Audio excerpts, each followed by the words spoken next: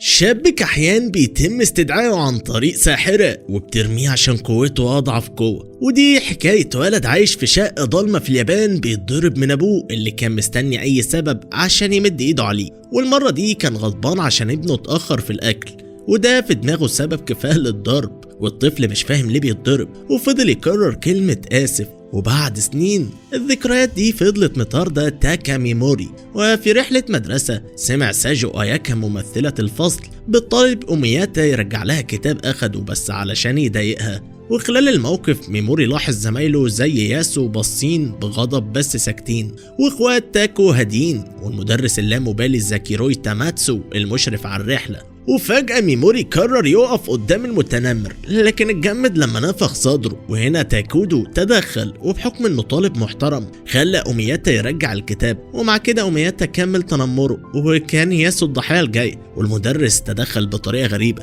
وقال ان هيبقى خسارة كبيرة لو ياسو انهى حياته، واقترح عليه يعمل كده بعيد عنه لو اختار الطريق ده. وفجأة ومن غير سبب واضح الطلبة اللي في الأتوبيس اتنقلوا لعالم اسمه ألين عن طريق الساحرة فيشس، ومن غير أي شرح قالت إن البشر المستدعين هم الأمل لهزيمة إمبراطورية الشياطين الأسطورية. بس قبل ما تكمل اكتب لي وان بيس عمك في كومنت دلوقتي واعمل لايك للفيديو قبل ما تتفرج. والنهارده هنعمل تحدي اسطوري بمعنى الكلمه، لو وصلتوا الفيديو ده ل 10,000 لايك في اول يومين هنزل لكم فيديو اسطوري بكره. فيا ترى وهل يا ترى هتكونوا قد التحدي ده ولا هتصغرونا قدام الخلايجه؟ كمان عاوز اقول لكم ان خالتي يا جماعه خالتي تحدتني لو الفيديو ما جابش 10,000 لايك قبل نهايه اليومين هعزمها على وجبه من هارت اتاك ب 2000 جنيه. فعاوزكم تقفوا معايا ضد خالتي والا هخسر 2000 جنيه وانا راجل داخل على جواز، وربنا يهديكي يا خالتي. المهم بقى من 200 سنه ابطال الزمن ده هزموا الشر بس الظلام رجع تاني، وعشان كده فيشس محتاجة قوتهم. الطلبة كانوا تايهين في اللي بيحصل، في اللي فاكرها حلم وفي اللي مصدق انه مات. والغريب ان المدرس اعترف انه مش فاهم حاجة بس طلب منهم يسمعوا كلام الساحرة، وكان واضح انه مركز مع شكلها. ميموري في نفس الوقت كان بيحلل القاعة الحجرية الواسعة والمشاعل والجنود بالسيوف والرماح، والساحرة بعينين ذهب، وقرص نفسه عشان يتأكد انه مش بيحلم. تاكودو كان اهدى واحد وسأل ببرود هل تم استدعائهم عشان يحاربوا الامبراطورية دي، ولما الساحرة اكدت سأل هيحصل ايه لو رفضوا، فقالت انهم مش هيعرفوا يرجعوا لعالمهم، وسألوا ازاي يرجعوا، وشرحت ان طقوس الرجوع محتاجة جوهر ملك الشياطين، يا اما قلبه نفسه يا اما الجوهر اللي بيطلع بعد هزيمته ويتحط في القلادة البلورية اللي معاها. أمي واجهت الساحرة وقالت انهم مالهمش دعوة بالحرب دي، فقامت فيشس قعدت وطلبت مساعدتهم وسمتهم أبطال الخلاص. وساجو قالت انهم بشر عاديين لكن الساحرة كشفت ان كل واحد فيهم عنده قوة مخفية، وده عمل دوشة كبيرة.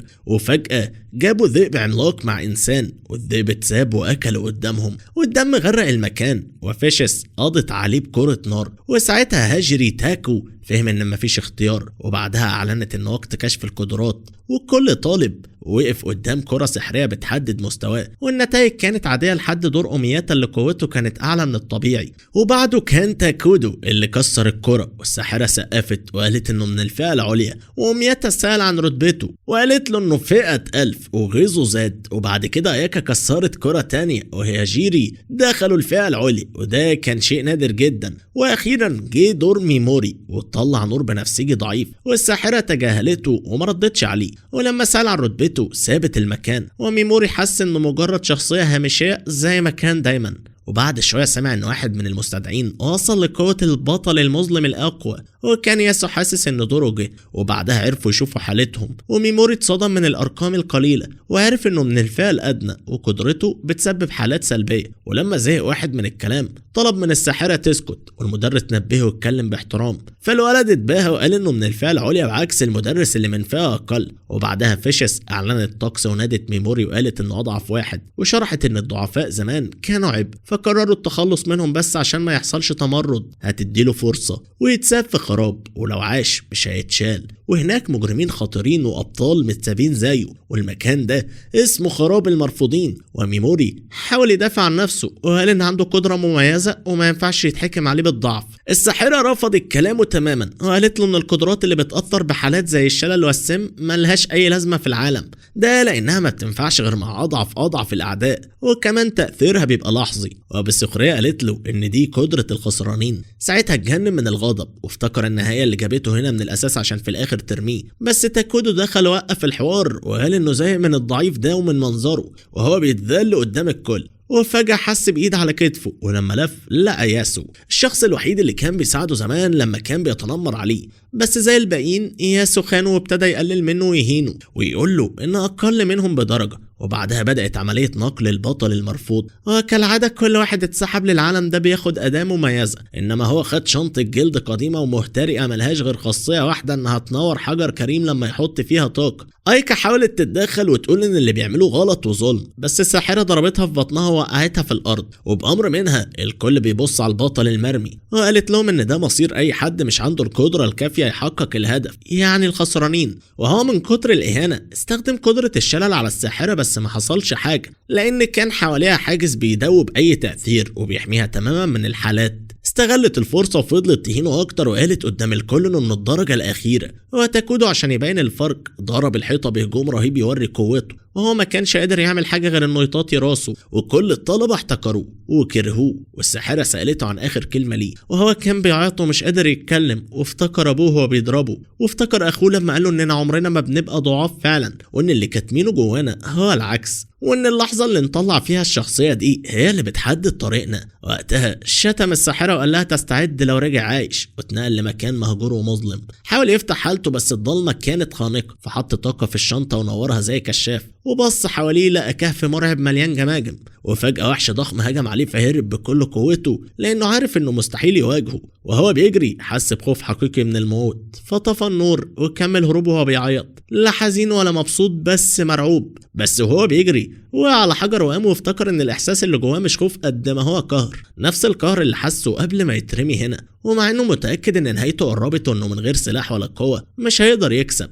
استخدم الشلل على الوحش، والمفاجأة انه نجح، فهرب وهو فاكر كلام الساحرة ان قدرته ما تنفعش غير على الضعاف، مع انه كان متأكد ان اللي قدامه مش ضعيف. وبعد شوية قابل وحش تاني شبه طير شكله مرعب، عيط وقال انه عايز يعيش، استخدم الشلل تاني ونجح. ولما بص على حالته لقى طاقته قربت تخلص ومش فاضله غير مرة سم واحدة، استخدمها والطير ابتدى ينزف من كل حتة. بس الوحش الاول رجع بعد ما فك، وساعتها افتكر ان مفيش حد هيجي ينقذه، كلهم سابوه، وحس بنفس الكره اللي كان حاسه لابوه لما قال انه هيقتله، وفهم ان عمره ما كان بطل في قصة حد، وان مفيش مهرب، يا يقتل يا يتقتل. استخدم طاقته من غير قيود، ولما حاول يشيل الوحش تاني النظام منعه لانه ما ينفعش نفس القدرة تتكرر، فاستعمل النوم وبعدها السم. وفي نفس الوقت سرب طيور تاني قرب، فشلهم واحد واحد لحد ما جسمه خضر وطاقة روحه خلصت. وحوش تاني قربت وهو بيكمل بالعافية ورجله بتترعش، وفجأة النظام أعلن إنه رفع مستوى وطاقة روحه رجعت كاملة وقوته زادت. فهم ان قتل الطير هو اللي خلاه يتطور وكمل بنفس الخطة، وقدرته على الشلل كبرت وبقت تضرب اكتر من هدف، وثقته زادت وبقى يشيل الكل، واكتشف ان الساحرة بس هي اللي ما تتأثرش. بس كمان لاحظ ان في مسافة محددة، قرب منهم وابتدى يعدي بينهم واحد واحد، وبقى شايفهم مجرد نقاط خبرة. قوته بقت مرعبة ومستواه وصل قريب من 400، وقدرة النوم وصلت ل 500، والوحوش خافت وهربت. وبعد ما خلص عليهم دور على ادوات بس ملقاش حاجه مفيده، وكان لازم يلاقي اكل وميه. من الجوع ابتدى يتخيل الوحوش اكل، ولما حاول يقطع جلدهم ما قدرش، فقلع عين واحد وعض فيها بس الطعم كان مر، ووقع وسط الجثث وقال ان المكان ده معمول مخصوص عشان محدش يطلع عايش. وفجأة لاحظ ان الجزء البنفسجي في الحجر كبر والشنطة تقيلة، فتح لقى اكل ومشروب، شرب من غير ما يسأل، وكان احلى اكل ده في حياته، مش علشان الطعم، لا علشان الضرورة. ميموري ما كانش عارف الالوان اللي في الشنطة دي كانت ايه، ولا حتى اذا كانت هتطلع اكل تاني ولا لا، بس في كل الاحوال الحاجة الغريبة دي ما كانتش حاجة ينفع يسيبها ويمشي. ومع مرور الايام الشاب اتعود على خراب مكان الاقصاء، وبقى يشوف عشرات الوحوش اللي في الدهاليز واقفة مشلولة ومسمومة وبطاعة واحدة ورا التانية على الأرض من غير نفس. وهو بيتفرج على المنظر اللي عامل زي الدومينو ده، ميموري كان بيحس بالندم على الأفعال المرعبة اللي اضطر يعملها في الظروف دي، كأن روحه بتصرخ عشان شوية إنسانية وسط الجحيم ده. وكل ما مستواه يعلى كان يعيط، ويسأل نفسه ليه هو هنا. وهو طفل كان بيسأل نفس الأسئلة. أبوه ما كانش وحش، بس في عين الطفل كان مشوه لدرجة انه كان اخوف من الطيور المتوحشة اللي كانت بتحاول تقتله كل يوم في خرابة الاقصاء. ومن ساعتها عرف انه لازم يقتل ابوه قبل ما ابوه يقتله، لحد ما في يوم عمامه مد ايديهم للولد الصغير وادوله احساس العيلة، علموه يكون طيب ويحس بوجع غيره. والتربية دي خلت الولد يفتكر انه بقى زيهم. بس هو واقف وسط الدمار اللي حواليه دلوقتي ما كانش حاسس بحاجة، ولا حتى هو بياخد ارواح كتير. عدم الخوف من القتل خلاه يخاف من نفسه، وحس ان مفيش حاجة تتصلح. مش في خرابة الإقصاء زي ما اخوه كان بيقول دايما، الانسان لازم يتقبل نفسه زي ما هي. ومع الفكرة دي البطل المنبوذ كمل طريقه باعتباره التاكاموري الجديد. ومع الايام وفي نص الرحلة الطويلة لقى كهف ليه جو غريب وباب عليه تعويذة وفي نصها حجر ازرق. اللون فكره بالمانا، فشحن الحجر بالطاقة دي ودخل أوضة كان فيها زوجين ميتين من زمان من غير اي علامات مقاومة، بس مستسلمين للموت وايديهم في بعض. ميموري وقف احترامه وفتح شنطة كانت جنبهم، لقى فيها كمية محترمة من الأحجار الكريمة. وهو ماشي في المنطقة دي ووصل للقاعة 25 اللي محتاجة طاقة هائلة علشان تتفتح. جواها كان في بطل تاني منبوذ اتحول لعظام، وقطع في هدومه خلت ميموري يتخيل ان ده الجرح اللي مات بسببه. وسط حاجاته لقى جواب مكتوب بلغة العالم ده، والمفاجأة انه عرف يقرأه. حسب المكتوب الراجل ده اسمه انجلاند بارد المعروف بالحكيم، لكنه كان مشهور اكتر بلقبه القديم البطل الاسود. في اللحظة دي ميموري افتكر كلام الساحرة لما قالت ان ياسو توميورو صح قوة قد قوة البطل الاسود، اقوى واحد في العالم. انجلاند بيقول في الجواب انه بعد غصب عنه الخرابة دي من الساحرة فيشس علشان ما بقاش ليه لازمة، وبيطلب من اللي يلاقي جثته ياخد حاجة كان جايبها معاه بالعافية. وبيقول ان جيش الشياطين اشرار، بس شرهم ولا حاجة جنب شر الساحرة فيشس. ميموري مش عارف الفرق بينها وبين الكيان ده قد ايه، بس الكره اللي جواه ناحيتها عمل جوه قلبه خلط غريب بين العدالة والانتقام، كأنها معركة شر ضد شر. وسط الحاجات الحكيم كان في كتاب كامل عن الفنون المحرمة فيه وصفات جرعات وأدوات سحرية مرسومة على صفحات قديمة، وكمان رقعة سحر محرم مكتوبة برموز ميموري معرفش يفهمها، بس حس إنها ممكن تفيده بعدين. أول ما فتح الكتاب شاف جملة بتقول احذر آكل الأرواح هو اللي قتل الكل. وهو ماشي في الممرات الضلمة كان بيكرم الزومبي اللي مرميين على الأرض، كأنه بيحاول يفضل عاقل أو يمكن يرجع شوية من إنسانيته اللي كان فاكر إنه ضيعها. وفوق سلم لا باب محتاج حاجة معينة عشان يتفتح، وعلى أمل إنه يطلع للسطح قرر يدور على الحاجة دي أيا كانت. وهو بيكلم نفسه قال حتى البطل الأسود أقوى واحد في العالم ما قدرش يواجه آكل الأرواح. بس ميموري كان شايف إنه اتطور لدرجة تخليه يجرب حظه. وفي آخر ممر كان في وش مرعب محفور في الحيطة وعلى جبهته حاجة شكلها اللي محتاجها. افتكر انه ممكن يكون اكل الارواح، فكشف عن نفسه وهو ناوي يستخدم قدرة بسرعة، بس اتفاجئ بشعاع طاقة غريب ضرب ايده وجرحها. واضح ان الشعاع ده بيشتغل لما الهدف يكون ناوي يهاجم، وكمان الوش ده كان بعيد عن متناول سحره، ففكر ان الافضل يتطور اكتر قبل المواجهة. بس الهيكل اتحرك من الحيطة وطلع كائن حي، وده معناه اما تقتل يا اما تتقتل. بره في ست وصلت لخرابة الإقصاء وقربت من المدخل. ميموري ما كانش شاكك ان كان بالمستوى ده مش حاسس بوجوده، فكان لازم يفضل صاحي على الآخر. بعدها آكل الأرواح طلع مادة لزجة كونت وحوش مقرفة طالعة من البركة دي. في يوم من الأيام الوحوش دي كانوا بشر منبوذين، ووشوشهم هي نفس وشوشهم لحظة الموت على إيد الكائن المرعب. آكل الأرواح حب يشوف رد فعل الولد وفتح ابتسامة طلعت صوت لا يوصف كاد يجننه. ميموري شل الوحش اللي قدامه وحاول يسممهم، بس في حاجة منعته، الإحساس اللي لسه جواه، تعاطفه معاهم، لأن رغم إنهم موتى إلا وشوش البشر المتعذبة خلته يتردد ويرتعب. مرة تانية عيط من اليأس.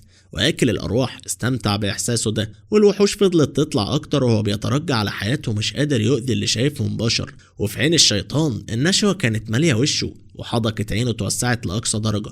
ساعتها ميموري حس ان العدو اطمأن زيادة عن اللزوم، فشل آكل الأرواح، وده كان غلطة قاتلة ما بيعملهاش غير أقوى الكائنات لما تثق فيها زيادة. ميموري كان شايف ان اليقين بالنصر بيعمل اخطر عدو وهو الغرور، وبعد ما اقنع الشيطان بمشهد يأسه ما كانش ممكن يعمل تمثيل احسن من كده. هو سنين طويلة بيحاول يبقى طبيعي ويمثل انه شخص مش هو، ويمكن في وقت صدق نفسه وافتكر انه زي الباقي، بس الحقيقة انه من البداية كل ده كان تمثيل مقرف بس ضروري عشان يعيش وسط الناس. ومع الوقت نسي هو مين بجد. بس خرابة الإقصاء رجعت التوكاموري الحقيقي، وبكده سمم آكل الأرواح ورد الدم بالدم زي ما المفروض يحصل. بعد ما اترمى هنا عشان ضعفه وبعد السخرية لقى في الكرة القوة اللي محتاجها عشان يخلص نفسه، وفي الآخر ولد متشال زي الزبالة قدر يسقط سيد الجحيم ده. ومن وجهة نظر ميموري كانت نهاية طليق بآكل الأرواح، والشيطان كان بيحاول يقاوم الشلل بس المقاومة زودت الضرر، ودمه الأزرق كان بينزل من عينيه المشوهة. ولما كان السم بيجري في عروق الشيطان آكل الأرواح نفسه كان بيتاكل لحد ما الشكوك بانت في جسمه التقيل، ومع كده الكائن انتهى ومات. وده حرر الأرواح اللي كانت محبوسة جواه في الهواء، والأرواح دي شكرت الشاب على اللي عمله. وكان منهم الزوجين اللي ميموري لقاهم في واحدة من الأوض السرية. وفي الآخر أنجلاند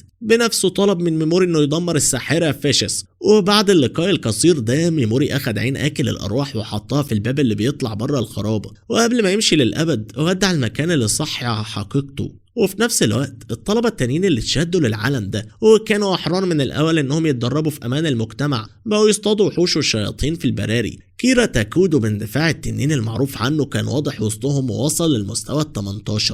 وكمان ياسو لقى متعة في حرق اعدائه وبدأ يبين شخصية كانت مستخبية ورا خوفه وضعفه زمان. بس مش كل الناس عرفت تعيش في العالم الفوضوي ده، ومنهم كوباتو اللي كانت محاصرة ومش حاسة بالامان وهي بتستكشف الغابة الخطيرة اللي لقت نفسها فيها. وفي نفس الوقت اساجي كانت دايما بتولع النار بكلامها الماكر وبتقول ان الفصل اكيد هينقسم مجموعتين في وقت ما، لان المكان مليان ناس انانية ومتمركزة حوالين نفسها.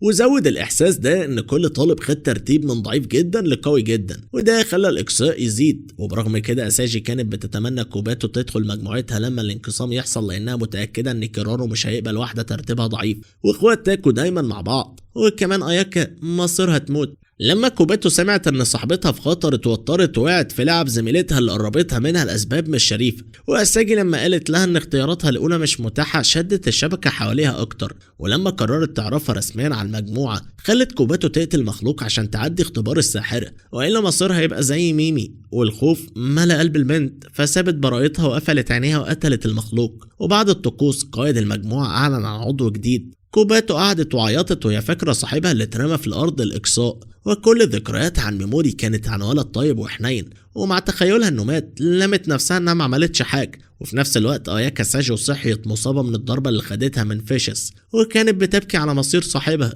بس على عكس كوباتو واجهت الساحره وطلبت منها تتحرك، ولما تواجهت فيشس ادعت الحزن وعيطت قدام الطالبه وقالت انها بس بتنفذ قانون العالم، بس اكدت ان مفيش وقت للبكاء خصوصا لاياكا، لانه وهي نايمه باقي الطلبه دخلوا اختبار يثبتوا فيه انهم يقدروا يقتلوا وحش، وفعلا كتير فشلوا واتشالوا. وبدموع مزيفه قالت فيشس ان القاعده بتقول الضعيف لازم يتشال. اياكا اتغاظت وتقررت تعترض على اسلوب الساحره، وساعتها فيشس شالت القناع وضحكت على جرأة الانسان وقالت ان العالم مليان ناس باراء ملهاش اساس، بس ده ما يغيرش ان الضعيف لازم يتقصي. وبما ان فيشس ما بتقبلش غير الاقوياء اياكا تعهدت انها تكمل واجبها وتعوض اللي فشلوا. وبكده الاقصاءات وقفت، وبسخريه فيشس قالت انها ما توقعتش اقل من كده من واحده قويه ومدت ايديها علشان تصالحها. وفي الاخر قالت ان عندها امال كبيره فيها، وده اكيد كانت عارفاه من قبل الوعد اللي قطعته. وبعد ما الحوار خلص اياكا خرجت ولسه حاسه ببروده في ايديها. وفي نفس الوقت وسط الغابه اللي حوالين ارض الاقصاء بنت غامضه كانت بتهرب من اللي بيطاردوها، ومنهم ماجيتوس بليدن سيف الزعيم، واشورا الشيطان الغريب، وجيواني سينجاي صاحب الضغط الساحق، وزاراش فايمبارد الناب. والاربعه دول مع بعض اسمهم الحراس الزعماء، وكانوا ورا البنت اللي بيسموها اميره الليل وهي بتحاول تتاقلم مع ضوء الشمس بعد غياب طويل. ميموري فتح حالته ولاحظ ان طاقه المنع عنده اعلى من الطبيعي بعكس باقي قدراته، بس اللي كان عايز يتاكد منه انه يقدر يشيل اي حاجه بمزاجه حتى لو الراس بس، وكمان يقدر يلغي السم او يخليه غير قاتل. وقرر يجرب الحركات دي على وحوش في الطريق، بس الاول محتاج سيف واحد يقف قدامه في المواجهه. وهو بيفكر شاف مجموعة مخلوقات لزجة بتحاول تسيطر على واحدة أصغر منهم، وافتكر إنها مش هتقدر عليهم، بس اتفاجئ إنها دفعت عن نفسها وطردتهم. ساعتها تدخل وشلهم وسممهم، وبعد كده لاحظ إنه يقدر يغير إعدادات المهارة ويخلي السم مش مميت. وبعد ما جرب كل الاحتمالات شال التأثيرات السلبية عنهم وسابهم يمشوا، بس ساب الصغيرة مشلولة وقرب منها واعتذر إنه اتأخر في المساعدة، وقال إنه مبسوط إنها قدرت تدافع عن نفسها قدام الأقوى منها. وبعدها جمع حاجته وتمنى لها التوفيق، لكن بدل ما تمشي الكتلة اللزجة مشيت وراه. وبعد شوية لاحظ وجودها بس تجاهلها وكمل طريقه. ولما لقاها مصممة تلفت نظره فهم انها مش هتسيبه، يمكن لانها زيه كائن ملوش لازمة. وبالرجوع لأميرة الليل رغم هروبها كانت حاسة بالحراس قريبين، وكانت شايفة انهم مستنيينها تخلص طاقتها، وده اللي خلاها تفكر ان دي طريقة صيد اصحاب الدم البطولي. وهو بيقرأ الكتاب الكامل للفنون المحرمة، ميموري اكتشف ان المخلوق اللزج يقدر يبقى عين تالتة وراه وده مفيد جدا. وفي الاخر صداقته مع الكائن ده طلع القرار صح، وكمل قرايه ولقى وصف فن محرم بيشرح ازاي يقوي المخلوقات اللزجه. وساعتها اعترف لرفيقه الجديد انه ماشي في طريق انتقام، ولو المخلوق ناوي يكمل معاه لازم يتأقلم، ولو مش موافق يمشي دلوقتي.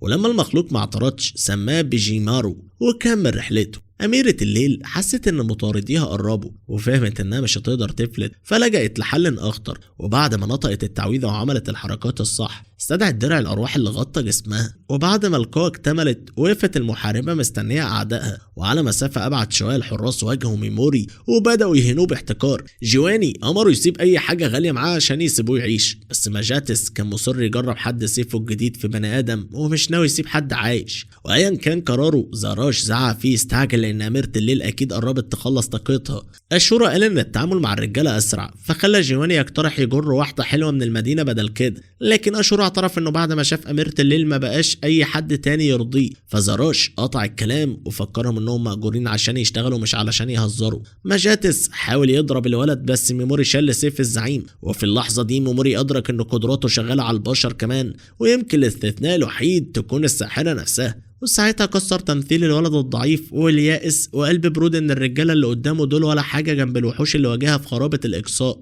رغم ان شرهم اكبر بكتير من الوحوش. وبكده سماهم زباله. ومن تحت العباءه بجيمارو وقفوا وهو بيكلم المخلوق اللزج. اعترف انه نفسه يشوف الرجاله دي بتموت، لان العطش للدم لازم يقابله دم، والعدوانيه يقابلها عدوانيه زي ما حصل مع اكل الارواح. وهو بيفكر في زمايله قرر انه مش هيضايقه انه يقتل بشر في طريقه، فسمم ل4 من الحراس وسرق شويه من حاجاتهم وحس بوجود حد بيقرب. في نفس الوقت أميرة الليل بطلت تحس بمطارديها وبدأ الخوف يدخل قلبها انهم مستخبيين. ركزت اكتر وحست بوجود شخص تاني، والاحساس ده كان مرعب لدرجه ان حتى الارواح ارتعبت منه. فبغريزه دفاعيه لو واحد بسيفها وكادت تصيب بجيمارو، لكن ميموري استغل اللحظه وشلها من ورا. غير عدائها حس بحاجه تانية شدت انتباهه، فحب يتكلم شويه ويوضح الامور مع ابقائها مشلوله علشان الامان. سالته هو عايز ايه، فقال لها انه غريب تايه وعايز حد يدله على الطريق. سالته عن ال4 رجاله اللي في الغابه، فسالها اذا كانوا اصحابها، ولان الشلل مأثر على فمها فك الشلل عنه علشان تردد. وقبل ما تتكلم طلب منها تتفهم عدم ثقته لانه عدى بحاجات كتير. فسالته عمل ايه في الرجاله، ولما قال انه قتلهم اتصدمت وما قدرتش تصدق ان ولد لوحده قضى على الحراس. وسالته اذا كان ليه حليف، اعترف انه له حليف بس مش عايز يكشف عنه دلوقتي. ولانها ما حثتش بكذب وافقت تجاوب على اسئلته بصدق، واستغرب انها بتعرف اذا كان بيقول الحقيقة، فعلق انها مش شخص وحش لكنه مش مستعد يكشف كل حاجة عنه دلوقتي. فطلب ان كلامهم يفضل عام ومن غير اسئلة محرجة، ووافقت. اول حاجة قالها انهم مش في مملكة ألين لكن في غابة جنوب مملكة أولا، لانه كان فاكر ان خرابة الاقصاق في ألين. وبعدها سألها عن النص اللي وراه لها، فقالت انه من كتابة قديمة هي ما تعرفش تقراها بس تعرف واحدة تقدر وهي ساحرة المحرمات، واحدة عارفة كل حاجة ممنوعة في العالم وعلشان كده اعتبرت خطيرة، وعايشة في أرض وحوش العيون الذهبية وهي منطقة عدائية في نص القارة. وبسبب المساعدة الكبيرة دي ميموري احترم شرفها وفكرته بنعمته، وطمنها ان الشلل هيروح بعد شوية، ووعد يدعي لسلامتها. ومشي مع بيجيمارو وقال له انه مش بيقتل من غير سبب بس حسب قوانينه هو، واعتمد عليه يراقب وراهم لو حاولت تهاجم بعد ما تفك. وفي نفس الوقت وحوش تانية كانت بتطلع في المكافأة الكبيرة على رأس فارس الركبة اللي اتغلب عليه على ايد باكوس، وهي أميرة الأمة القديمة نص الجان واسمها سارة أشن. وبعد يوم عند بوابة مدينة ميلز ظهر ميموري متغطي ومش عايز يلفت الانتباه. ولما الحارس شافه من غير سلاح وهو بيدور على مكان يقعد فيه لقى نزل وسعر الليلة 2000 مكاس، ولاحظ ان صاحب النزل باصص له بكره فبرر هدومه الوسخة ان الرحلة كانت طويلة ومتعبة، وطلع العملة بالمبلغ. فمزاج الراجل اتغير وسأله عن اسمه فقال له هات سكيل. وبالليل لف في الشوارع وحس بأمان ما حسوش من زمان، والمدينة مليانة محلات تقليدية ونقابة المغامرين. فقرر يشتري أدوات سحرية بس بعد ما ياكل، وبعد ما دق أكلة محترمة بعد حرمان طويل استمتع بطعمها البسيط اللي كان أحسن حاجة دها من فترة. وعلى الترابيزة اللي جنبهم رجالة سكرانة بتضحك وبتتكلم عن أقوى جيوش القارة، وذكروا جيش الامبراطور المجنون فالاند دوتسن ومملكة مجمار شمالا وفرسا، الصوف الابيض والتقنية في الغرب. اللي دمروا امبراطورية ني. وبعد ما سجل كل ده في دماغه رجع اوضته واكل بيجامارو وبدا يخطط لقدام، واهم حاجه يلاقي حد يقرا الرقعه المحمره وساحره المحرمات كانت الحل، وكمان يقوي بيجامارو حسب الكتاب. ولما رجع للكتاب قرأ انه محتاج مسحوق عظم من ملك الهياكل العظميه، والوحش ده عايش في خرابه ميلز نفسها.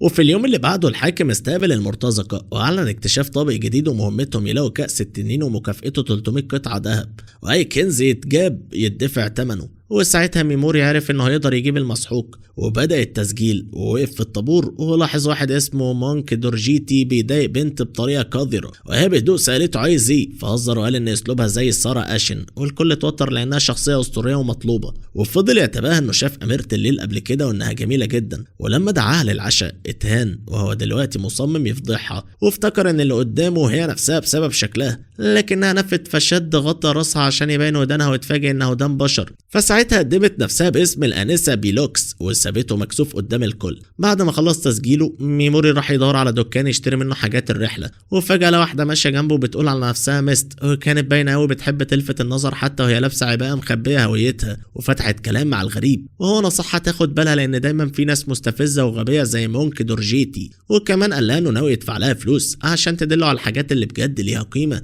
لانه خايف التجار يضحكوا عليه علشان غريب، وهي كانت محتاجه فلوس للسفر فوافقت. وبعد ما اتفقوا سلموا على بعض وقرروا اساميهم المزيفه، وهو اكد ان الاسماء دي مش حقيقيه، بس محدش محتاج يدخل في التفاصيل. وفضلوا يلفوا في المدينه لحد ما جاب كل اللي محتاجه، وفي الاخر دفع لها مبلغ كريم وقال ان مساعدتها وفرت عليه 3 عملات فضه، والمبلغ كان اكبر من اللي كانت متوقعاه، بس الحاجه خلتها تقبل وهي مبسوطه. وبعدها كانت هتمشي بس كادت تقع من التعب وقله النوم، فودعته بكسوف ومشيت بسرعه، وظهر بيجامارو كعادته كانه بيسال الخطوه الجايه. فميموري قال ان وقت التوجه لخرابه ميلز جه، وبعد ساعات وهو في نص الحمله سمع صريخ مرتزقه قبله ثور شيطاني صغير شبه المينيتور اللي كان في خرابه الاقصاء. ولما الوحش طلع السلم ميموري شله وسممه وضربه بخنجره بسرعه، واكتشف ان جلده اضعف بكتير من وحوش الاقصاء. ولما سمع خطوات استخبى ورا حيطه وشاف المرتزقه اللي هربوا جابوا واحد اقوى، لكن الراجل لقى الوحش ميت وجرح واحد، فافتكر انه سبب موته وهو مكمل طريقه.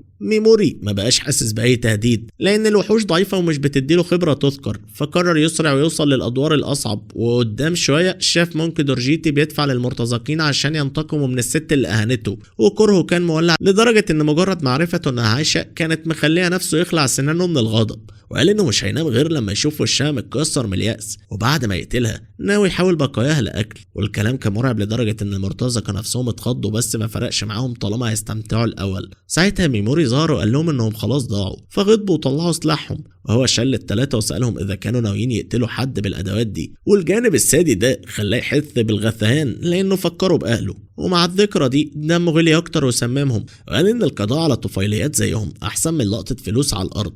ودورجيتي وهو بيختنق اقسم انه مش هينسى، فميموري ضحك وقال ان الذاكره دي مش هتفضل معاهم كتير، ومع اقتراب وحوش من المكان سابهم لمصيرهم، ووضح مين اللي بيبقى ياكل الوحوش في الاخر. وبعد فتره حس انه قرب من الطابق الجديد فقرر يستريح شويه، نام 3 ساعات وشكر بيجامارو وكمل. ولما فتح باب مهدوم قابل مجموعه سابر تايجرز اللي حذرته ان في حاجه غريبه بتحصل، ونائب القائد قال ان الوحوش بتظهر ميته بطريقه عجيبه وجلدها شحب ومحدش عارف السبب. والقائده ليلي اضافت ان حتى الوحوش القويه بيحصل فيها كده، ولانها بتخاف على فريقها قررت تنسحب وسالته اذا كان حابب يمشي معاهم. فميموري تظاهر ان الموضوع لا يعنيه وفضل يقعد، وتخيل ان انتشار الخبر ده هيبقى في صالحه لانه بيقلل المنافسه على اللي جاي يدور عليه. والباب اللي بعده ما كانش فيه اللي عايزه بالظبط، بس كان فيه كأس التنين، وميموري بحكم خبرته كان عارف ان التمثال اللي وراه هيتحول وحش اول ما يلمس الكأس. فشل التمثال وسممه قبل ما يتحرك وخد الاثر، وشاف رقبه الوحش بتقع. وبعدها دخلت ميست الأوضة وهي فاكرة نفسها أول واحدة، فعرض عليها الكأس لأنه مش محتاجه، واتصدمت وسألته عايز ايه في المقابل، فقال بسخرية انه بيشتغل علشان يشوف ابتسامة الجميلات، وما صدقتهوش فبطل هزار وقال انه جاي عشان وحش في أعمق طابق. وهي رفضت تاخد الكأس من غير مقابل وعرضت مساعدتها، ولما شاف إصرارها وافق بشرط محدش يسأل عن حياته الخاصة. وتحت أثبتت بسيفها إنها مش عبء، ولما سألها قالت إن الوحوش اللي عيونها دهبي بتدي خبرة ضخمة، وهي الطريق الأساسي للتطور، لأن قتل البشر ما بيديش خبرة. وساعتها فهم ليه ما طلعش بحاجة لما قتل الحراس. وقالت كمان إن في وحوش بعيون دهب ممكن تعيش بسلام مع البشر، وإن حسب الأساطير ملك الشياطين بيشع طاقة معينة، واللي يتأثر بيها عينه تبقى دهب، وافتكر الهالة الدهب حوالين كيراهارا تاكودو. ولما فتحوا الباب اللي بعده بيجيمارو أشار إنه عايز يقابل الست، فميموري عرفهم على بعض ويقرروا يستريحوا. وأول ما ميست نامت ميموري استخدم سحره وخلاها تنام بعمق، ومع الراحة ودنها الحقيقية ظهرت ووضحت إنها سيرة أشاراين. وفي نفس الوقت فرسان التنين الأسود لقوا الحراس موتى من غير أي آثار قتال، وافترض أقوى بشر إن أميرة الليل هي اللي عملت كده بدرعها، وهي صحيت مش فاكرة نامت إزاي. وبيجيمارو عمل صوت صح صاحبه وكملوا لحد ما دخلوا أوضة ميموري، حس إن الزعيم مش فيها، لكن فجأة سمعوا انهيار وجريوا ناحية الصوت، وظهر ملك الهياكل العظمية الطالع للحياة، وعرفوا إنه خصم خطير وركزوا أكتر. وسيرة كانت عارفة ان الجزء الفضي تحت دقنه لازم يتكسر، وقالت ان حتى سابر تايجرز ما يدروش عليه فلازم حذر. وميموري حلله وحس انه شايف سيرة التهديد الحقيقي، وهي قالت انها تستخدم سحر يقوي جسمها ويعمل اسلحة خاصة، وطلبت يخلي الموضوع سر، واعتذرت لو ما قدرتش تحميه، وطلبت منه يهرب لو لازم الامر. ساعتها ميموري شال لملك الهياكل وسممه بسهولة، وبعد ما الوحش وقع في فرح لانه اخيرا لقى اللي جاي له مسحوق العظم اللي هيقوي بيجيمارو، وسالته شيرة اذا ده هدفه، لكنه فضل السر وقال هيجاوب فوق. وبعدها بيجيمارو اشار لمكانه لقوا حاجه غريبه بتلمع زي قماش سحري وجواه بيضه، والمخلول لازق كان عايزها، فساعده ميموري من غير ما يعرف هي ايه. وفي مكان تاني مرتزقة كانوا بيهربوا من فرسان هياكل عظمية، واحد حاول يقاوم واتصد بسهولة، وساكيرا كانت بتعيط عشان فقدت ايدها وصاحبتها شايلها على امل الساحرة تشفيها، واياكا وقفت قدامه مش واثقة تتقدم، فأميات شاو طلع وضرب ضربة قرمزية كسرت أول هيكل. وبعده كيرارا تاكودو فجر الموقف بقوة التنين وقضى عليهم، واعترف انه واجه خصوم مرعبين بس هو اقوى وانتصر ووصل لمستوى 24. وبره الخرابة سيرة أشراين عرضت كأس عين التنين والكل اتصدم، وبعيد عن الزحمة ميموري خلص شغله، وسيرة جريت له وقالت ان في احتفال بكرة عشان المكافأة وانها تقضي الليلة في المدينة. بما ان الأميرة فاضية ميموري طلب منها يقعدوا مع بعض عن انفراد في اوضته الساعة 8 بالليل، فاتفاجئت شوية من صراحته وتحديده للميعاد بالشكل ده، بس وافقت. وقبل ما يمشي شكرته على مساعدته في موضوع الكأس. بعد كده وقبل ما تيجي الولد حضر اخيرا المحلول اللي كان مستنيه لتقوية الوحوش، وفي ميعاد مظبوط سيرة خبطت على الباب، فدخل في الموضوع على طول وقال لها انه حابب يشغلها حارسة شخصية ليه، مع انه متفاهم لو حابة تستغل فلوس الكأس وتسافر او تعمل اي حاجة تانية. وهو بيذكرها بكأس عين التنين كان قصده يضغط عليها شوية ويخليها تحس انها مدينة له. هو عارف ان الاسلوب ده مش نظيف، بس هو بصراحة مش فارقة معاه، هدفه يوصل لساحرة المحرمات في ارض الوحوش اصحاب العيون الذهب، وهيبقى مطمن اكتر وسيف شاطر جنبه. سيرة قالت ان الطريق ده مناسب ليها اصلا عشان لازم توصل لدوكوية يوماتو، بس لسه مترددة. فميموري قال لها تاخد وقتها وتفكر من غير استعجال. بعدها قال لها انه عارف ان اسم ميستا مش حقيقي، وان اسمها الحقيقي سيريس أشيراين، واعترف انه نومها بسحر في اطلال ميلز عشان كانت قلقانه ومش بتنام من كتر الخوف من انكشاف هويتها، وهو شايف ان الراحه كانت ضروريه حتى لو من غير اذنها. هي بقى شرحت له انها بتستخدم قوه الارواح عشان تخفي نفسها، بس ده بيجبرها تفضل صاحيه طول الوقت. وكمان قالت له ان الحراس كانوا وراها عشان اكتشفوا انها فارسة الركبة، ودلوقتي بعد ما كلهم ماتوا شكرته مرة كمان وكشفت ودانها المدببة. لما شاف انها بطلت تخبي فهم انها واثقة فيه، وهي اكدت له ده، فساعتها قال لها اسمه الحقيقي وطلب منها ما تقولش لحد، وهو بالمقابل مش هيكشف انها اميرة الليل. اتفقوا وسلموا على بعض وقرروا يكملوا الطريق سوا، وبعدها اداها حجر سحري ازرق كمقابل شغلها، فاتصدمت لانه حجر تنين ازرق نادر جدا وقيمته اعلى حتى من الكأس، فسالته ازاي دي حاجة غالية كده، وهو قال لها بكل برود ان الحجر بتاعه ولو مش عايزاه ترميه، فبطلت جدال واحتفظت بيه. طلب منها تفضل تناديه هاتي سكيل، وهو هيناديها ميست. هي لاحظت انه مش مهتم يعرف ماضيها، وده ريحها، وهو قال لها انه راجل رايق فعلا. بعد المقابله فكرت انها كان لازم تطهر نفسها قبل ما تقابله، ولما قال انه مش عايز يعرف ماضيها صدقته زي ما هي صدقته. مع الفجر اتقابلوا في حانة على الفطار، وكان في 2 قاعدين يلمحوا بكلام قذر انها بقت معاه، وهو قال لها ما تركزش معاهم. فردت بثقة ان هاتي سكيل راجل ناضج عشان يغير الموضوع. سألها عن السحر المحرم، ولما بدأت تشرح لاحظ انها دايما بتحط ايدها وهي بتتكلم،